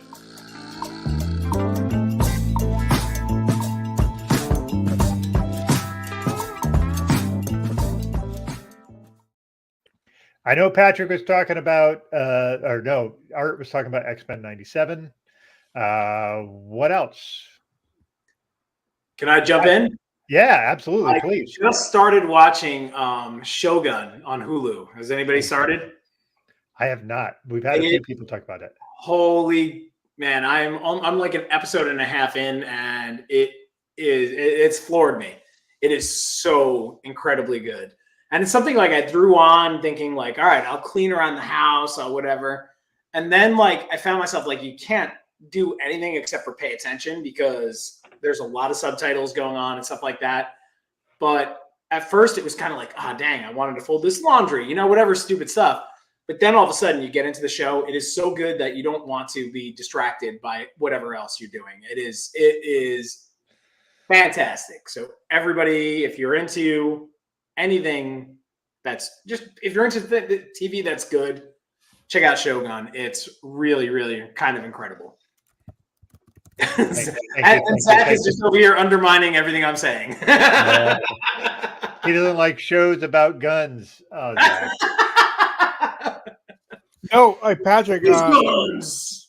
Patrick, you remember? Remember my friend Michael Gell, one of the other guys from Masters? Yeah, of course. Yeah, go Gell, another person who came up and like stayed at our place one night. Yeah. He was raving about it. He's like, Art, you got to watch the show. And here's, you know what the biggest thing, like, I think it's like stopping people from watching all these shows is back in the day, this is like, with MapQuest and stuff, we had cable. And like the prime time, I think, for TV was when you could DVR or record stuff because everybody had all the same channels, right? Unless you had like the premium, like super premium, but we had like the basic, like premium cable package. But now it's like, you got to stream and you got to have all these different things to get like Hulu, to get Amazon Prime and all that. And I don't have Hulu. And I was so pissed when it came out, the movie Prey. And I'm like, what's going on? It finally came out on like Blu-ray and I picked it up, or actually, I think like Fox sent it to me. And my kids and I freaking love that movie. Like that is so good. I'm psyched about the new Aliens movie coming out. Oh, like, yeah, Romulus. Yeah, looks so good. And I was just like, oh, why is this on Hulu? But like Shogun's on Hulu. I think I have to like cancel some service and get Hulu because most of the stuff that people are telling me to watch is on Hulu. All right, I'm shocked then. Do you not have Disney Plus? I have Disney Plus, but I got Disney Plus through when it first came out. I got some deal, some PR, whatever, sent me a deal. And I had like 3 years of Disney Plus for like $100. I think I remember that. Yeah, I remember actually Letitia Barr, her blog is Tech Savvy Mama. I remember she promoted that, and I was just like, "Oh, that is a freaking great deal." And I didn't jump on it, but I remember that that deal was out there. I was like, Sir Mix-a-Lot, and I jumped on it, man. I was like, giddy up, U-turn. Like I was all about that, man. It might be worth it just to be like, yeah, I'm gonna upgrade and because then you get all of Star Wars, all of everything. But I know you're not into Star Wars. I'm sorry, but I actually got like 2 weekends ago. I got Disney Plus for my kids because I didn't have it for a little while, but I got it on there. But in the back of my mind, I was like, this is really so I can watch Shogun and Fargo. So on Hulu. Yeah, I haven't watched Fargo, but I hear so many good things about that. I just think, like, to your point, Art, there's like almost like a paralysis. Like there's so many fucking things to watch. Like, what do you pick to watch? Like I started watching The Gentleman on Netflix last week, and that was fucking great. It's Guy Ritchie in a show. God damn, I loved it. But I'm like, now the NCAA tournament's on, so I got to watch all that shit. And like, and I'm trying to start writing fiction stuff. Well, not start. I've been doing that for 3 years, very unsuccessfully. But like, it's one of those things like and I want to read, and like, how do I find time to do all the things I want to do when there's all these fucking fantastic things coming out? And Shogun's something I want to see, but I haven't had a chance to, and I just really want to do. Do you think that's like killing certain shows that like don't even make it? Then they get like they get like real like awoken back to life like 3 years later on like Netflix or Hulu, where it's like this show died out on Paramount Plus. Who wants to buy it, right? Like it's crazy. Yeah, exactly. Yeah, I have a friend who is sharing his Paramount Plus password so I can watch the Halo series, which is first season was me, second season been fucking fantastic. So like, nice. Wait, you like Halo? A little bit. Did you watch the movie The Gentleman, the Guy Ritchie movie? No, I did not. And I feel like I didn't realize that was him, because my Guy Ritchie experience, like when he did that stupid movie with Madonna, I kind of fucking, when he was married to her, and I was like, I kind of lost what he was doing after that. So, well, I loved Lock, Stock, and Two Smoking Barrels, which if nobody's seen it, great absolutely movie. Watch that movie, and Snatch. But The Gentleman was really good. Like, and I actually got to watch it. I got to see like a preview of it and do a review before it came out. And man, really, really good movie. But if you're watching the series, if you see that movie first, like that movie would take place kind of either at the same simultaneously to the series or potentially later than the series. So you kind of get a good view as to what's going on inside that series. But I started watching that series too, and it's really good. I like it a lot. Yeah. Nice. Yeah. Art, what about you? Let's hear it. Me? Art. Yeah. Besides X-Men 97, which I definitely, even though it's animated, I definitely want to see it. And I'm just, I'm excited for The Acolyte. yeah. And it's funny because I feel like Star Wars fans need to. There are certain Star Wars fans that don't deserve Star Wars anymore because they're just like everything. Like during the pandemic, like Marvel and Star Wars live action shows were like just you saw like it came out where people were overworked in the special effects department. Where like, yeah, this didn't look that great because I was working on this, I was working on that, and then there was deadlines for the next thing I was working on. Right. So I'm looking forward to Acolyte. What I'm watching right now is my family and I are binge watching Brooklyn Nine-Nine on like Netflix now. And it is like it is there was so like my daughters and I started watching, then my wife started watching, and then like my father-in-law was over, and there was a part where like Andy Samberg was like, yeah, I'm gonna put the glasses on my dick and put like something up. Like, what are we watching right now with my dad? My father-in-law, like, this is not good. Glasses on my dick, name your sex tape. Yeah, it was just like that's a recurring joke in the series. But oh man, Kaylee and I love Brooklyn Nine-Nine. It's even though it does have enough raunchy jokes, it is just on that border of family friendly, and I love it so much. Zach, stop. Jonathan. Yeah, we're not posting that one, Zach. Sorry. We're not posting that one. I want to see it now. Another no, show. You don't. Another show too through the Star Wars thing is Andor. Andor has nothing to do with like any Jedi, but it's more of like a political show. And I need to watch that because that's something I would totally get into. Dude, you'd freaking love it. And Skarsgård, the guy who played in Thor, Dr. Selvig, he's in that, and he has a monologue. Stellan Skarsgård, the elder Skarsgård, right? And he was that monologue. Like I show it to everybody I possibly can. Like like when people used to have like a wallet with photos of their kids. I'm like, hey, I want to show you this monologue. He's called Andor.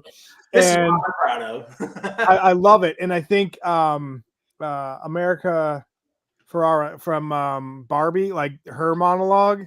I don't know if you guys saw Barbie at all. Yes, I did. Amazing. Yeah. That was amazing as well. And I was just like, those are two fantastic monologues because not only do they speak the truth of what that character is going through, but everybody, like, especially for me raising two daughters, I'm like, like that just sucks. Like for America Ferrera's monologue, but then too for Skarsgård in Andor, it was just like for people who are trying to do what's right and people who are trying to fight the good fight.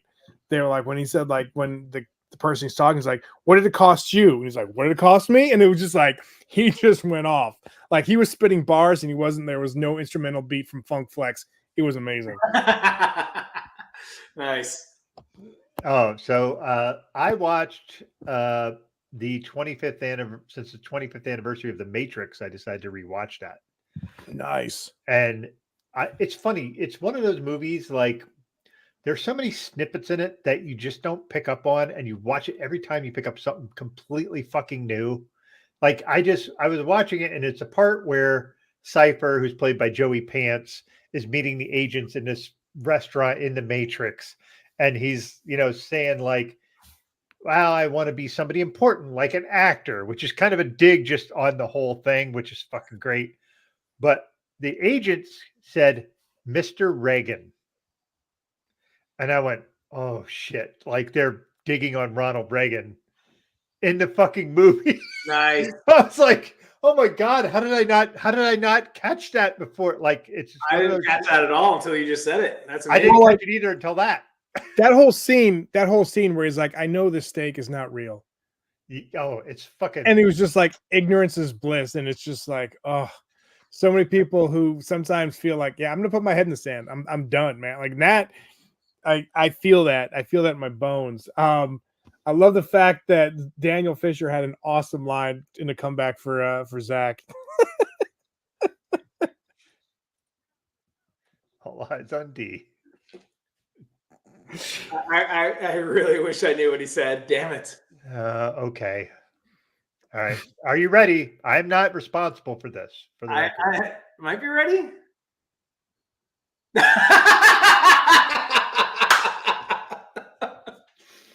Taking that away. The night is still young, Zach. There's. Do you remember the whole conversation in the Matrix? We were talking about tastes like chicken. How you don't really know what chicken tastes like. Yeah. Maybe it tastes like that. Like, what's great about that movie is people don't realize that the Wachowski siblings at the time they filmed that were the Wachowski brothers. They're the Wachowski sisters now. The entire movie was an allegory for transness.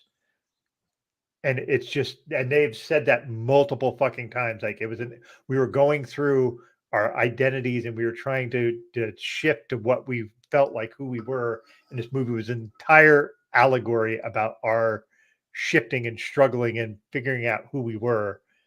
And just when you look at it and you look at it through that lens, which is, we're all, well, I'm a cis white guy, heteronormative white guy. Like, I don't see that because it's not my reality. It's not who I am. I don't look at it through that lens. Yeah. And just like the idea of like looking at it through the lens of like, oh, it's a metaphor for transness. Like, holy shit. And then you can see it. You can see all the pieces linked together and you're just like, oh, God damn it. And did you? So let me ask. So kind of with the Matrix, and that's awesome. I haven't heard about that. So thanks, Doug, for enlightening me on that. For both you guys, remember when like part 2 and 3 came out, and everyone was just kind of like, "Oh man!" Like no, this they're is all even good. before like even Rotten Tomatoes and the internet, where people were like pissing off about it. It was just like kind of left like not a bad taste in your mouth, but you're like, "Oh man!" Like the first one was like gold. The other two were like okay.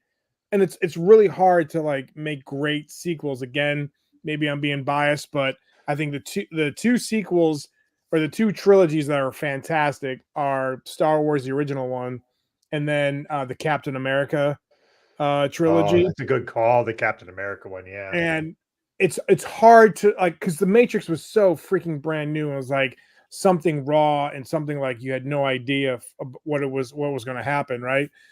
Did you guys see the one that I think it came on like HBO Max probably during the pandemic? Like, did you see that one? Yeah, it was great. I thought again it was kind of like X-Men 97 where people were like, this has like they lost their touch and all that stuff. Like you kind of missed what was going on through like the subtext of the movie. Patrick, did you see it? I didn't. I've only seen the. What do you think? No, I haven't seen any of them. I was like, wait, no, I think it was phenomenal. Jonathan, you're right. Lethal Weapon 2 was Lethal Weapon 2 was better. Jonathan was like, yep, Lethal Weapon 2 was better. Like, no, but like I just felt like that movie is as much as people like kind of crapped on the last, like the fourth version of the Matrix. I'm like, if you look at like the subtext and maybe I'm like, everyone's like, yeah, the subtext was there. I don't know. I just felt like that was like pretty damn good.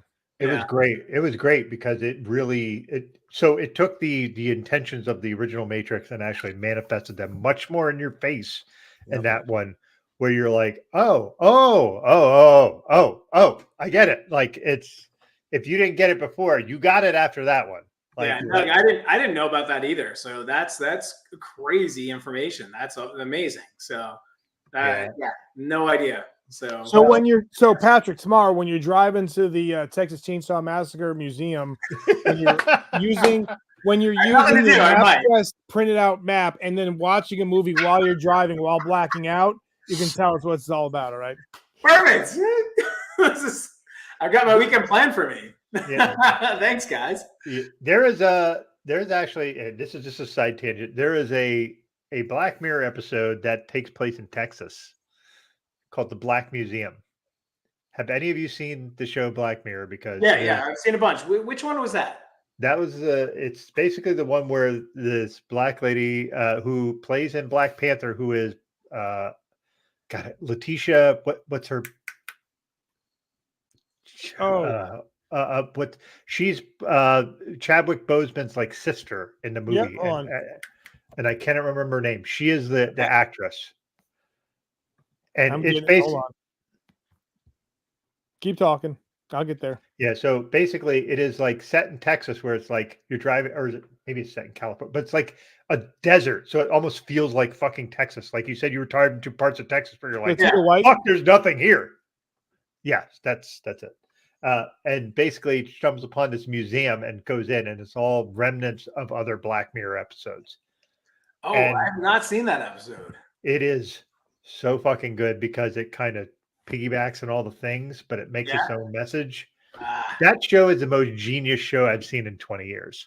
I think that show is just phenomenal. Now, if you're a person who doom scrolls, maybe not the best show for you because it will make your brain apart.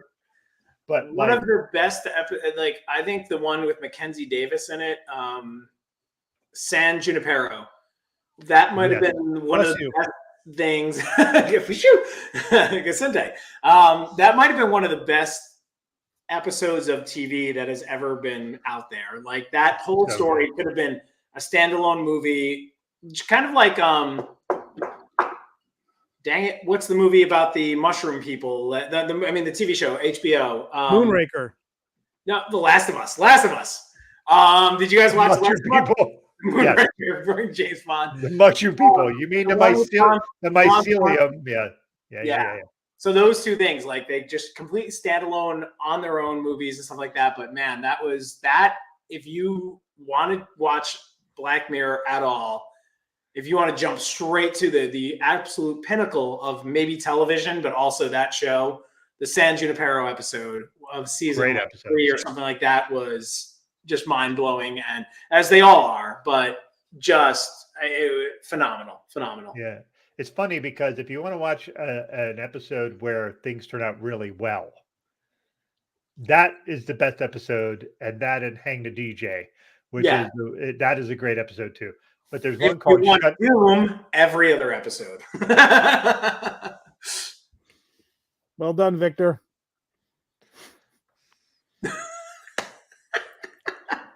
No, I think San Junipero is a fucking wise choice for that. It is a flip up your glasses and say indubitably.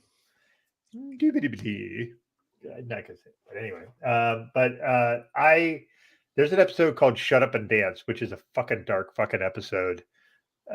Which is basically like Asa, and I can't remember his last name, but he was like the main kid in Ender's Game.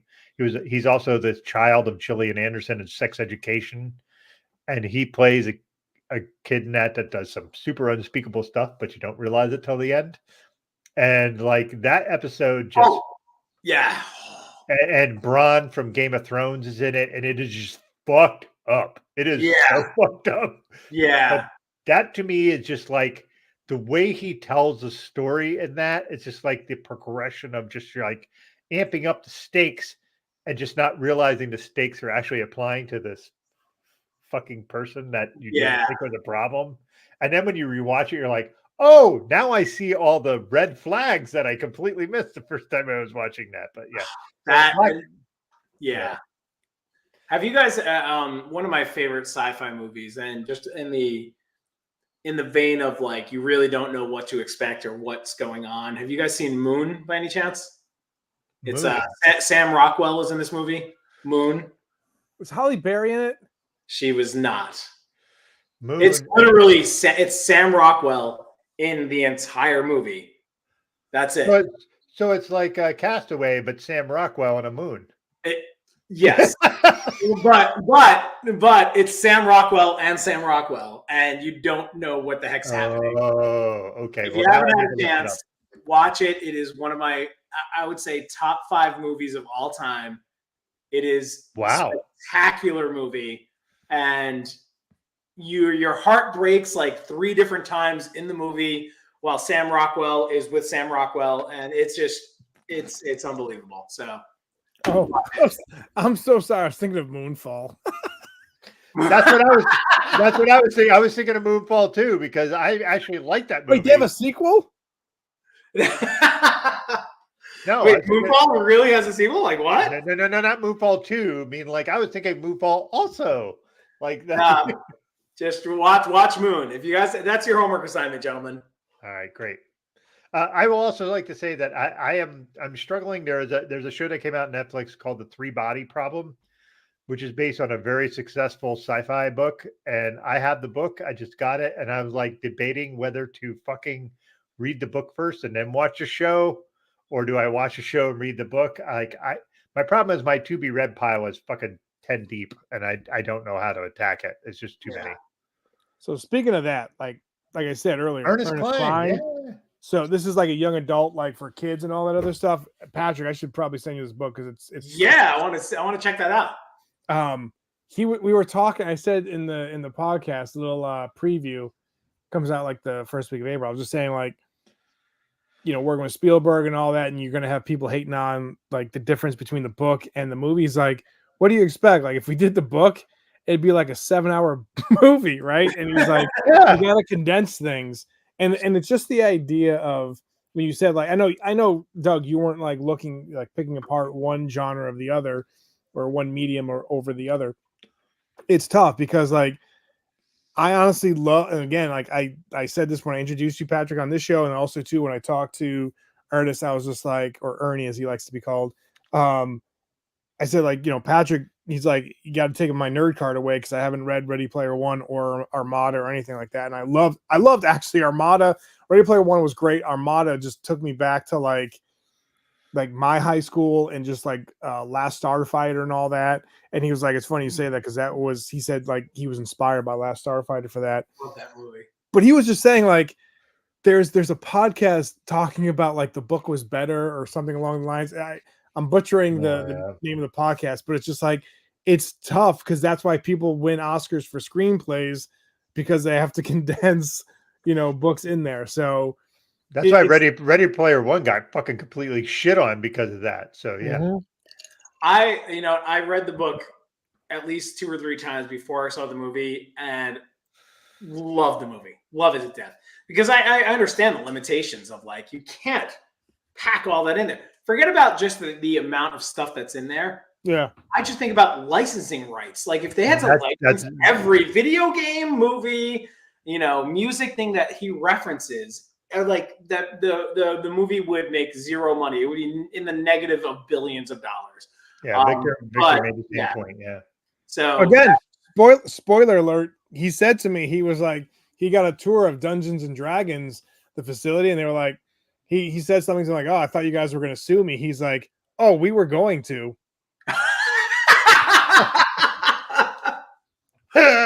Wow. And then he's like, what I thought they realized that bringing that into the book sparked up like interest in Dungeons and Dragons. So they were like, no, we're not going to do that because you helped like raise sales when the book came out. Wow. And again, spoiler alert as well, fatherhood made him finish that book. He was working at like a computer store, and then when his first wife, he got pregnant with his first child, he was like, I got to get this done because once I become a dad, I'm not going to have time to do this book. Yep. So it motivated him to finish that book, and then it just took off. And he's like, fatherhood sparked me to finish that book. Amazing. Isn't that crazy? Damn, that's awesome. Awesome. You guys have both seen The Martian, I'm sure. Yeah. Yep. Read The Martian by any chance? Read and watched it. Okay, good. If you haven't read this one, the next one, if you've seen The Martian, you don't have to read The Martian, but you should. It's amazing. But you got to talk about Project Hail Mary. Project Hail Mary. Holy shit, dude! You could skip reading The Martian for now because you've probably seen the movie. Read Project Hail Mary because I think they're making a movie of it now. But wow, fucking Zach.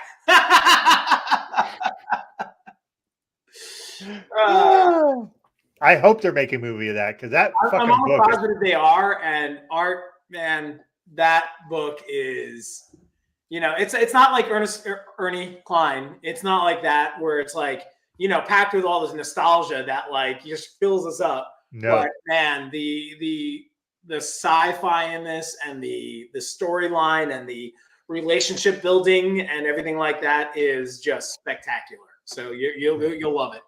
I would also like to point out, if you're an audiobook person, the fucking audiobook narrator for Project Hail Mary is Ray Porter.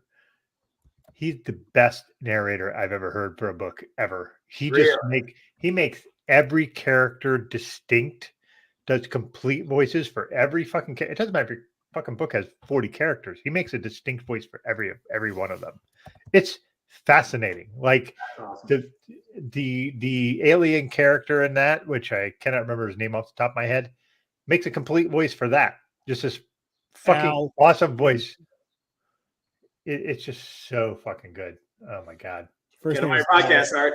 It'll be on Art's podcast next weekend, so it's fine. No, so speaking of that, one of the guys for Star Wars audiobooks is Mark Thompson, and he does a great job of the same thing that you said, Doug, where it's like all these different characters, and it's amazing. And so yeah, like you got like I love if you know, if you check out the podcast Art of Fatherhood, like I love interviewing voice actors. I think they're fantastic. Like the stuff that they can bring to life is amazing. So yeah, Mark Thompson is great. One of the guys that like I really enjoy when I'm like, all right, Star Wars book, and it's done by you know, I'll buy the book and read it, but then also too, like I buy the audiobook and it's fantastic. Nice. God damn it.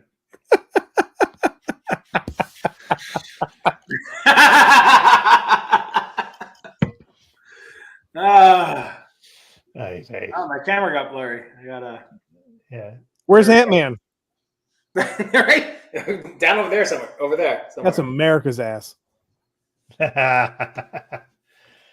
So there is something that I want to chat about if I can, but let me find the trailer because again I am ill prepared. I saw this earlier and now I'm just fucking.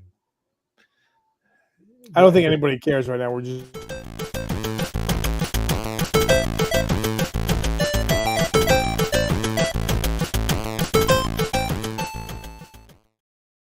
All right, video games. Let's go. Art, you first. All right. My daughters and I play NHL 22. We dig that, and my youngest became a Boston Bruins fan because of that. They're playing Hogwarts Legacy and also Avatar, the new game. Like for Christmas, I got them the Avatar game, and then nice. How many like Zach? We know you're the king of that. Like we know you have all. Yeah, we know you wear the crown. It's fine. Go ahead, Art. I actually broke out my Xbox 360 and started playing Knights of the Old Republic, and my youngest was watching me play for a little bit, which was cool. And I've been playing the Spider-Man, and I can't wait for the Wolverine game to come out. And then, did anybody see the trailer for Marvel 1943? No. Like the old arcade game? No, Marvel 1943 takes place. I'm thinking of 1941 was actually what I'm thinking of the video game you're playing. Yeah, 1943. Yeah, 1943 is where Captain America and one of the original Black Panthers is in it, and they're trying to stop like Nazis and Red Skull and all that. You should take a look at the trailer, man. Like, and it's all like, it's not gameplay, but it's amazing what's going on. I've been playing the Spider-Man 2 game for the PS5, but I can't wait for the Wolverine game.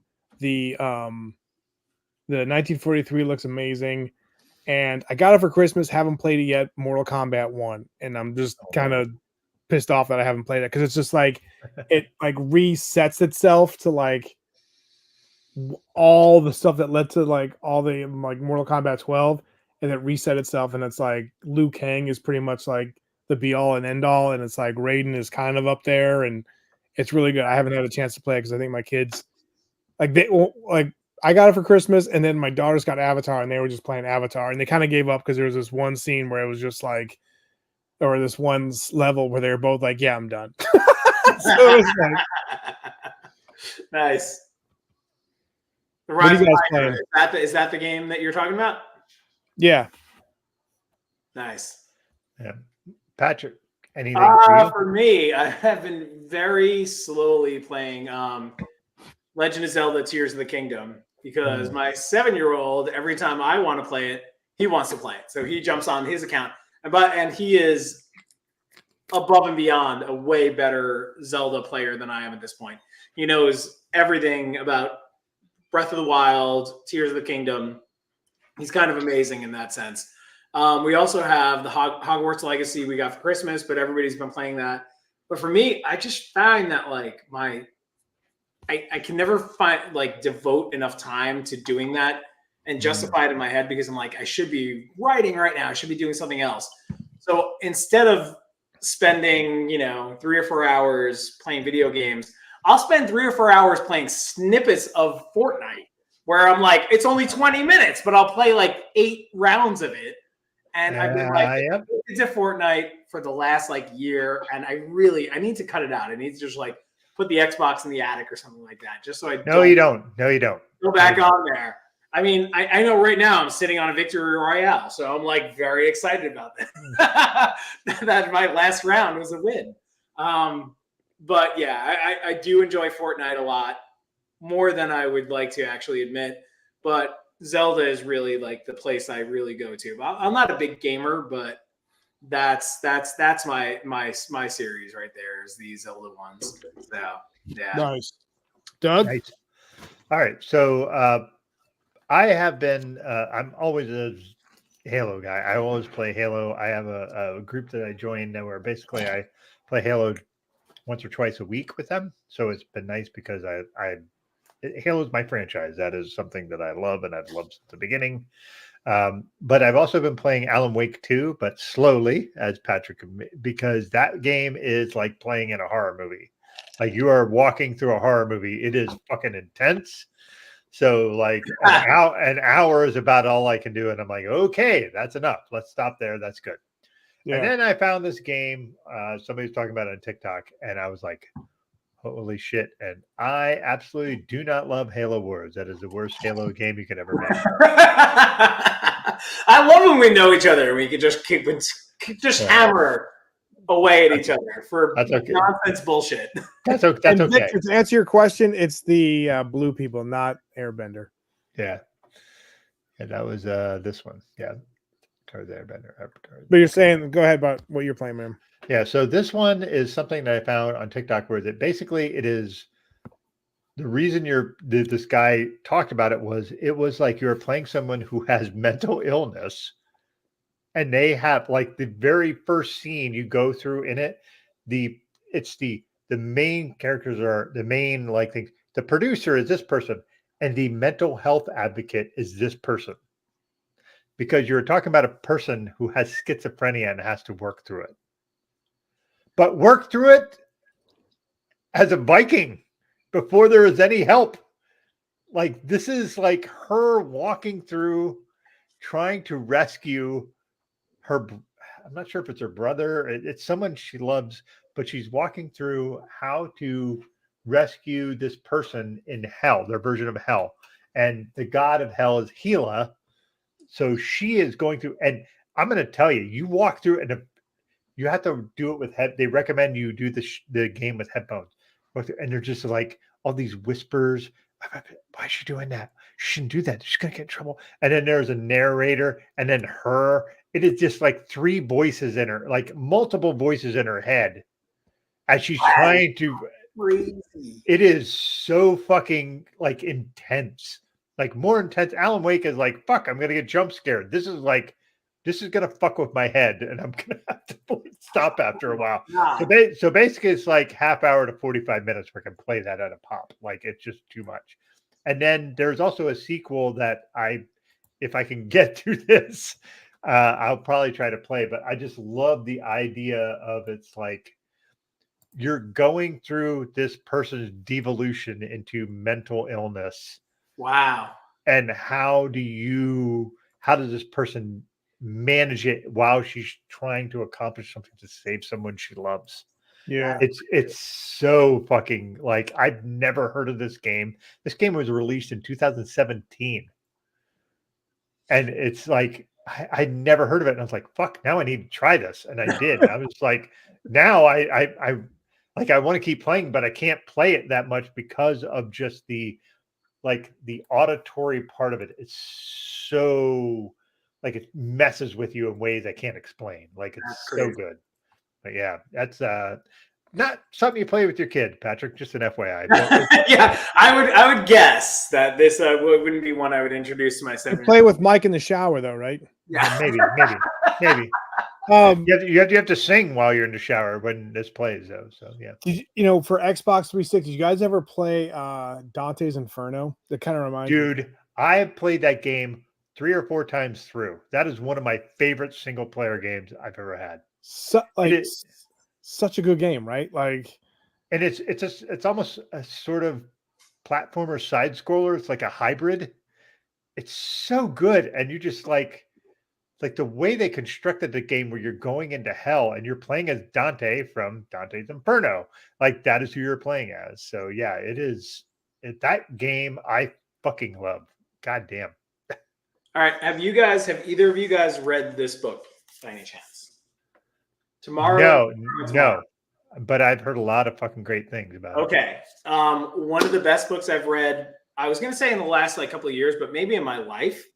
And this is when Zach will throw out some dick joke and totally wipe out what I'm saying about this book. Damn it, I just ruined my thing here. It's mostly about like relationships between the characters, but basically it is the main characters are creating video games. And one of them is the creative about behind the storyline and how it's going to like work and evolve and how we can like introduce different things. So when you were talking about this like schizophrenia game, like the fact that you can insert something like that and put yourself into the mind of somebody who's like, experiencing mental illness or whatever it is, that's kind of like what this book is about, where the female who is the main character, the main character, she's the one who's the creative behind these stories. And then like her partner, who's her friend from when she's a child growing up, he's the business side of things. And he like branches out and runs things almost like kind of like a Steve Jobs, and they create this tremendous video game empire. But it's really like video gaming is, if you appreciate gaming in any sense, you would appreciate certain aspects of this book. But the book is really just about the relationship of business people creating stuff together while also like remaining friends, not becoming lovers, other lovers being introduced and stuff like that. Like just an absolutely spectacular book. And if you are in any way into gaming or just like books, check out Tomorrow. It is unbelievable. Nice, man. Yeah. And I you have a good insight on like what are good books to read. Like 100. Yeah, I hope so. I read a lot of them. So yeah. I would like to read more. I am so fucking. I hate how much other things consume my time to read. It really fucking bothers me. Like I redid my whole side table on my bed because I had like all these books in there. And I'm like, I can't read these. Like okay, those are decent books, but I'm not gonna like. How have you guys navigated for reading? Just like the idea of like, when do you pull the plug?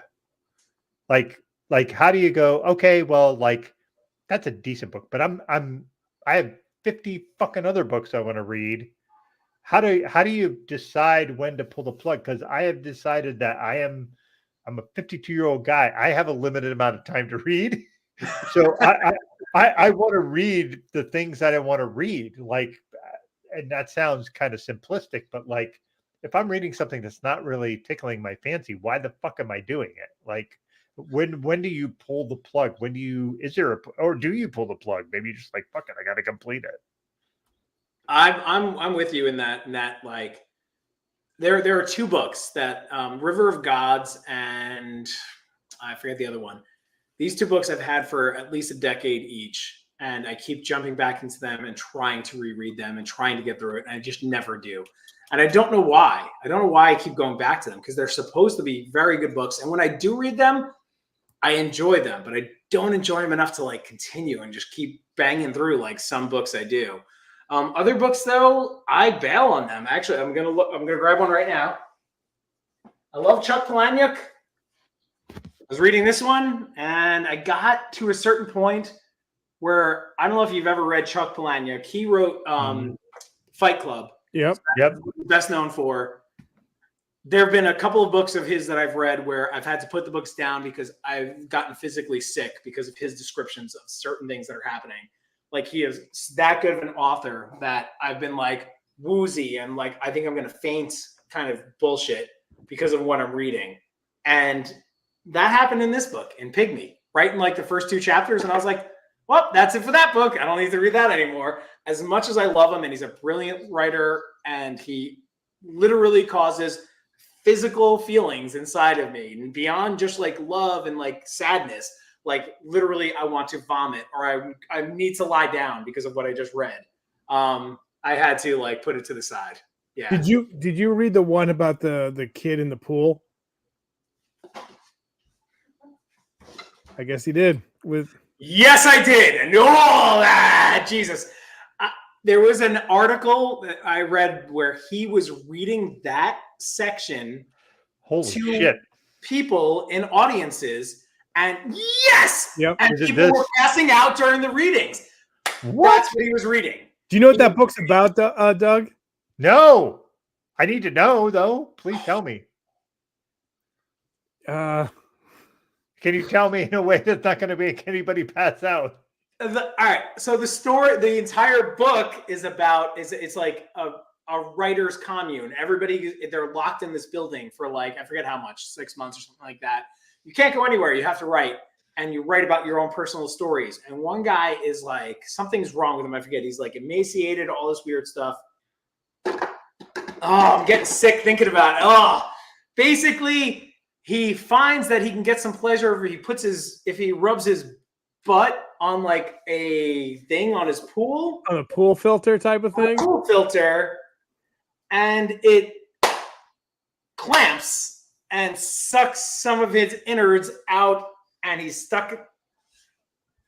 Yeah. And he has to chew his way out. He chews his way out of his. Yeah. Oh, there it is, guts. Oh, Victor. Fuck you, Victor, for saying. And remember what happens to Remember what happens to a family member?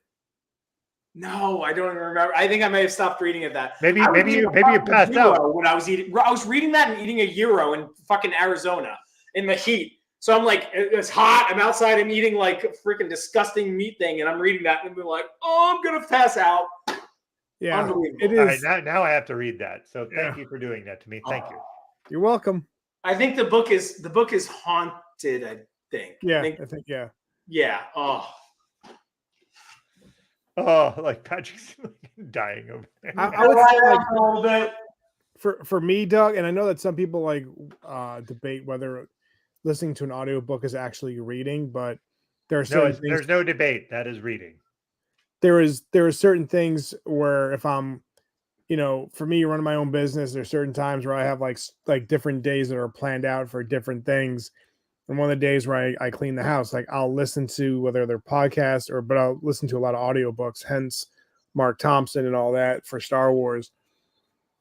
But there was one of the Star Wars books I was reading, and I was just like, it took like, there was one chapter on one of the, like a starship, like a ship that was like having issues and it was going through the atmosphere. And I'm just like, wow, we're like 4 pages in and we're still talking about getting into atmosphere. I'm like, I'm done. Like, I'm just like, I was like, no, I'm good. Like, I appreciate where you're going, but like, I appreciate the attempt. It was almost like the equivalence is like, remember back in the day when you had to write a book report and it was like, you had to write like 500 words and like, you just put like every freaking adjective in the book report just so you could get it to 500 or 1,000 or whatever the hell it was. You were like, I've been there, man. This guy probably didn't like, this person didn't really care about the content and just like, I'm good.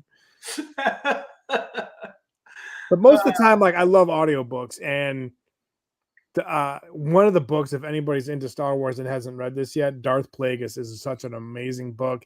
It talks about like a young Palpatine. It is phenomenal. So like, and all the Thrawn books. I know, like especially with Ahsoka series with Thrawn and all that. Like Thrawn's an awesome character, so I definitely check that out. Nice. Yeah, one of my good friends out here, the guy who took me on their camping river trip, he's read like almost all the Star Wars books, and he keeps telling me like how good. And you've told me, and for some reason I've never gotten into Star Wars books. I think I just never picked one up. But it's almost like a fear. Like if I pick that up, that's all I'm going to read now for the next 2 or 3 years. Where there's only, like Doug, you're saying, there's only so much time you have to actually like read other things. So it's like streaming services where like how much like services I need to pick up, man. So to me, like audiobooks, like for me are like I can sit and I can listen to an audiobook while I'm working, like or I'm cooking. Like there's things I can do where to me it's like I'm reading without actually having to sit to read. And for someone who is like, if you're an audiobook person, like there are people who are blind who can't read. That's reading to them. Like I just don't get the idea of like, well, that's not actually reading. That's bullshit. If that's the opportunity you have to hear a book that you want to go, but you don't have the time to sit there and read, which people read at different speeds, right? Like I read at a different speed than my wife. Like I still like to read. I like the physical act of having a book in my hand and reading. But I still do audiobooks because there's so much more I want to read that I just don't have the time. Yeah. And just there's some things like I'm actually doing something right now. I've read the Dark Tower series from Stephen King. Oh, yeah. Probably 4 or 5 times physical reading. It was a book series when my wife and I were dating that we exchanged book series. She said, you read this and I'll read this. So I gave her the Necroscope series from Brian Lumley, which is my favorite horror series of all time about vampires. I can't explain it because the fucking concepts of it are fucking weird. But when you read it, all of it sounds fucking plausible. It sounds so goddamn plausible about what he's talking about. It just sounds, if I told you like, oh, well, it's this, and this is how the vampires are, and this is how the main character is, you go, that sounds fucking dumb. But if you read it, you're like, fuck, this is all makes fucking sense. And then she's like, you read the Dark Tower series, I'll read that. And the Dark Tower series, that's the Dark Tower. That's the found door. My wife has the unfound door on her wrist. Nice. On her same, like when we hold hands, the wrist, the doors touch. It's a weird thing. And I have a quote from, I think that arm? No. Same arm, I have a quote from the Necroscope series. So like, it's just something where I'm taking the audiobook approach to the Dark Tower series because I've never done that before. And I want to hear how this works as opposed to me putting my own spin on how it works. To hear it differently, to read it for the first time in a different voice. Yeah. I know that sounds goofy because I'm not actually sitting and reading it, but I'm hearing it and just how this works. So yeah, of course, yeah, just the inflection and stuff like that. That things that people will focus. Yeah, that makes sense for sure. Zach. Okay, Chuck Allen. Well, with that one, I'm gonna go use the restroom, and I need to eat dinner. So I'm gonna call it myself here, fellas. So that's all right, man. So listen, thanks a lot for being here. Is there anything you want to promote before you head out? I wish I had something to promote. You know what? Actually, here's the thing. It's a little premature though. I'm running the New York City Marathon again this year. Nice. For the Alzheimer's Association. And I raise money for them every year. And when I do have a donation page, I would love it for some donations to be coming in here. Jason Green, who we all know, he might actually run it with us also. So nice. Don't donate to him. Donate to me first to get because I need to get to my level. but yeah, I'll be running the New York City Marathon. I'll be raising money for the Alzheimer's Association, and donations, once my donation page is made, would be fantastic. Nice. Yeah. You know, I'm always supporting that, man. So I'll definitely do that for you. Heck yeah. Yeah. I hope you're going to beat your last donation of $2,000 with 3,000. So sure. Perfect. Sure. Yeah. Yeah. And then Doug will match it and then we're good. Oh, Doug always matches my donations. Yeah. So perfect. He's good like that. Which Doug? You're talking Doug French, right? Because you're not talking about me. Doug French needs to read an audiobook. Oh, man. Like he needs to narrate an audiobook. That's what I meant. Yeah, for sure. But like his voice is fucking great for that stuff. So yeah. I'm Doug French. Yeah. So anyway, Patrick, thank you so much for being on. And you know, like I said, we'll do an after show if you want to jump on while you're eating. Fucking hang out with Art and I. That's great. I might be back. All right. So yeah, thanks again. We'll catch you later. And thanks again for being on. And good luck in that fucking marathon, because that's not a thing I'll ever do in my life. It's the worst. I've done so many. I don't know why I keep doing it. It's fucking. Yeah, you know why you do it. Because you're a good person. Because you're a good person. Much better than me. God, I'm not though. Good night, guys. All right. Good night. Love you, man. Bye. All right, Art. That was fucking great because Patrick's the fucking best. Yeah, man. That was legit like awesome. Like I felt like, you know, we always miss, you know, just the idea of like Dad 2.0 and all that. And it's like this was kind of like a small glimpse in the idea of like, hey, I haven't seen you in a bit. Hey, what's going on? And we just enjoy the time, man. So it was good. So thank you for inviting me on here to take over, man. Maybe he's trying to get rid of scurvy, Zach. You don't know. Of course. Yeah, our is trying to get rid of scurvy. Yeah, scar.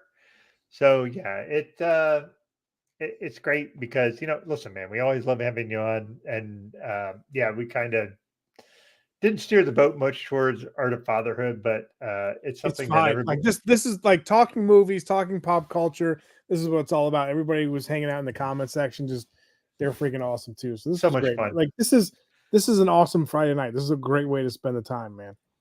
And I just love it. Friday nights are one of my favorite nights. Like I just love hanging out with everybody and blabbing and listening to Zach's crazy comments and just doing our shit, man. It's fucking great. And yeah, I am trying to figure out if Greg put in a little thing for who we have on next week, what we have on, and maybe not. So let me sort that out. But I think no matter what, just people that are here watching, and then people who maybe will watch this later on, you know, during the week, check these guys out. Like they put on a great show. They have interesting guests. I'm not just saying that because I'm on this, but I'm just saying like, well, Patrick was an interesting guest. But just the idea of like, you guys always like to run a show every freaking week. Trust me, I understand how hard that is in producing a show. I understand the blood, sweat, and tears that goes into it. So you guys make it look seamless and flawless. So good job to you guys. And you know what, Greg, if you're going to listen back to this, I know you're at a concert right now. Again, you guys put on a great show, and enjoy the concert. I hope you enjoy the concert. And again, thanks for having me on here. Yeah. So who we're going to have on next week is a lady named Ariana. I don't have her last name. She could talk about ancestors. No, I wish. That would be fucking great. Because then we could grill her about stealing a married man who had little kids. But like, did you see like the whole Nickelodeon thing Quiet on the Set? Dude, I have not seen it yet, but I am so it is all the shit I've seen from like TikTok and just people commenting. It is fucked up in such a way that like the two things I see that people, it's not like politics anymore. The two things that people are yelling and like angry at are Nickelodeon, which is totally like understandable, and the other one is J-Lo. Like those are the two things. If you go on like TikTok, like the J-Lo thing is just like I'm just baffled by her. Like, what do you think is gonna what are you doing? Yeah, I don't know. It is what it is, but like the Nickelodeon thing, I haven't seen the documentary, but like you said, like I've kind of like been like you, like seeing all the stuff on TikTok and Instagram. I'm like, wow, lot to unpack there. And I haven't even have like seen the like episodes of it, but like things get real, man. Yeah, it's fucking there's a thing where apparently she did this fucking movie thing, and then she did also a documentary, And the documentary was like this whole thing with the greatest love story never told, and it was like Ben Affleck's like private thing to her, and he was just like, "Why are you doing this? Like this is her." She lives in a stratosphere. She's like Kanye. She just like lives in this whole nether reality that only her and she exists in it. Like it's just really fucking weird, but like whatever. So To each his own, right? Whatever. That's great. Good for you. But like, yeah. All right, man. Well, Art, thanks a lot for being on here, and Thanks for having me, man. Yeah, thanks for Patrick Quinn for jumping on, just being himself. He's fucking great, and we love him. But thanks to Ant-Man as well. Yeah, for sure. All right, man. So listen, we'll talk to you soon, and everybody take care. Love you guys. See you.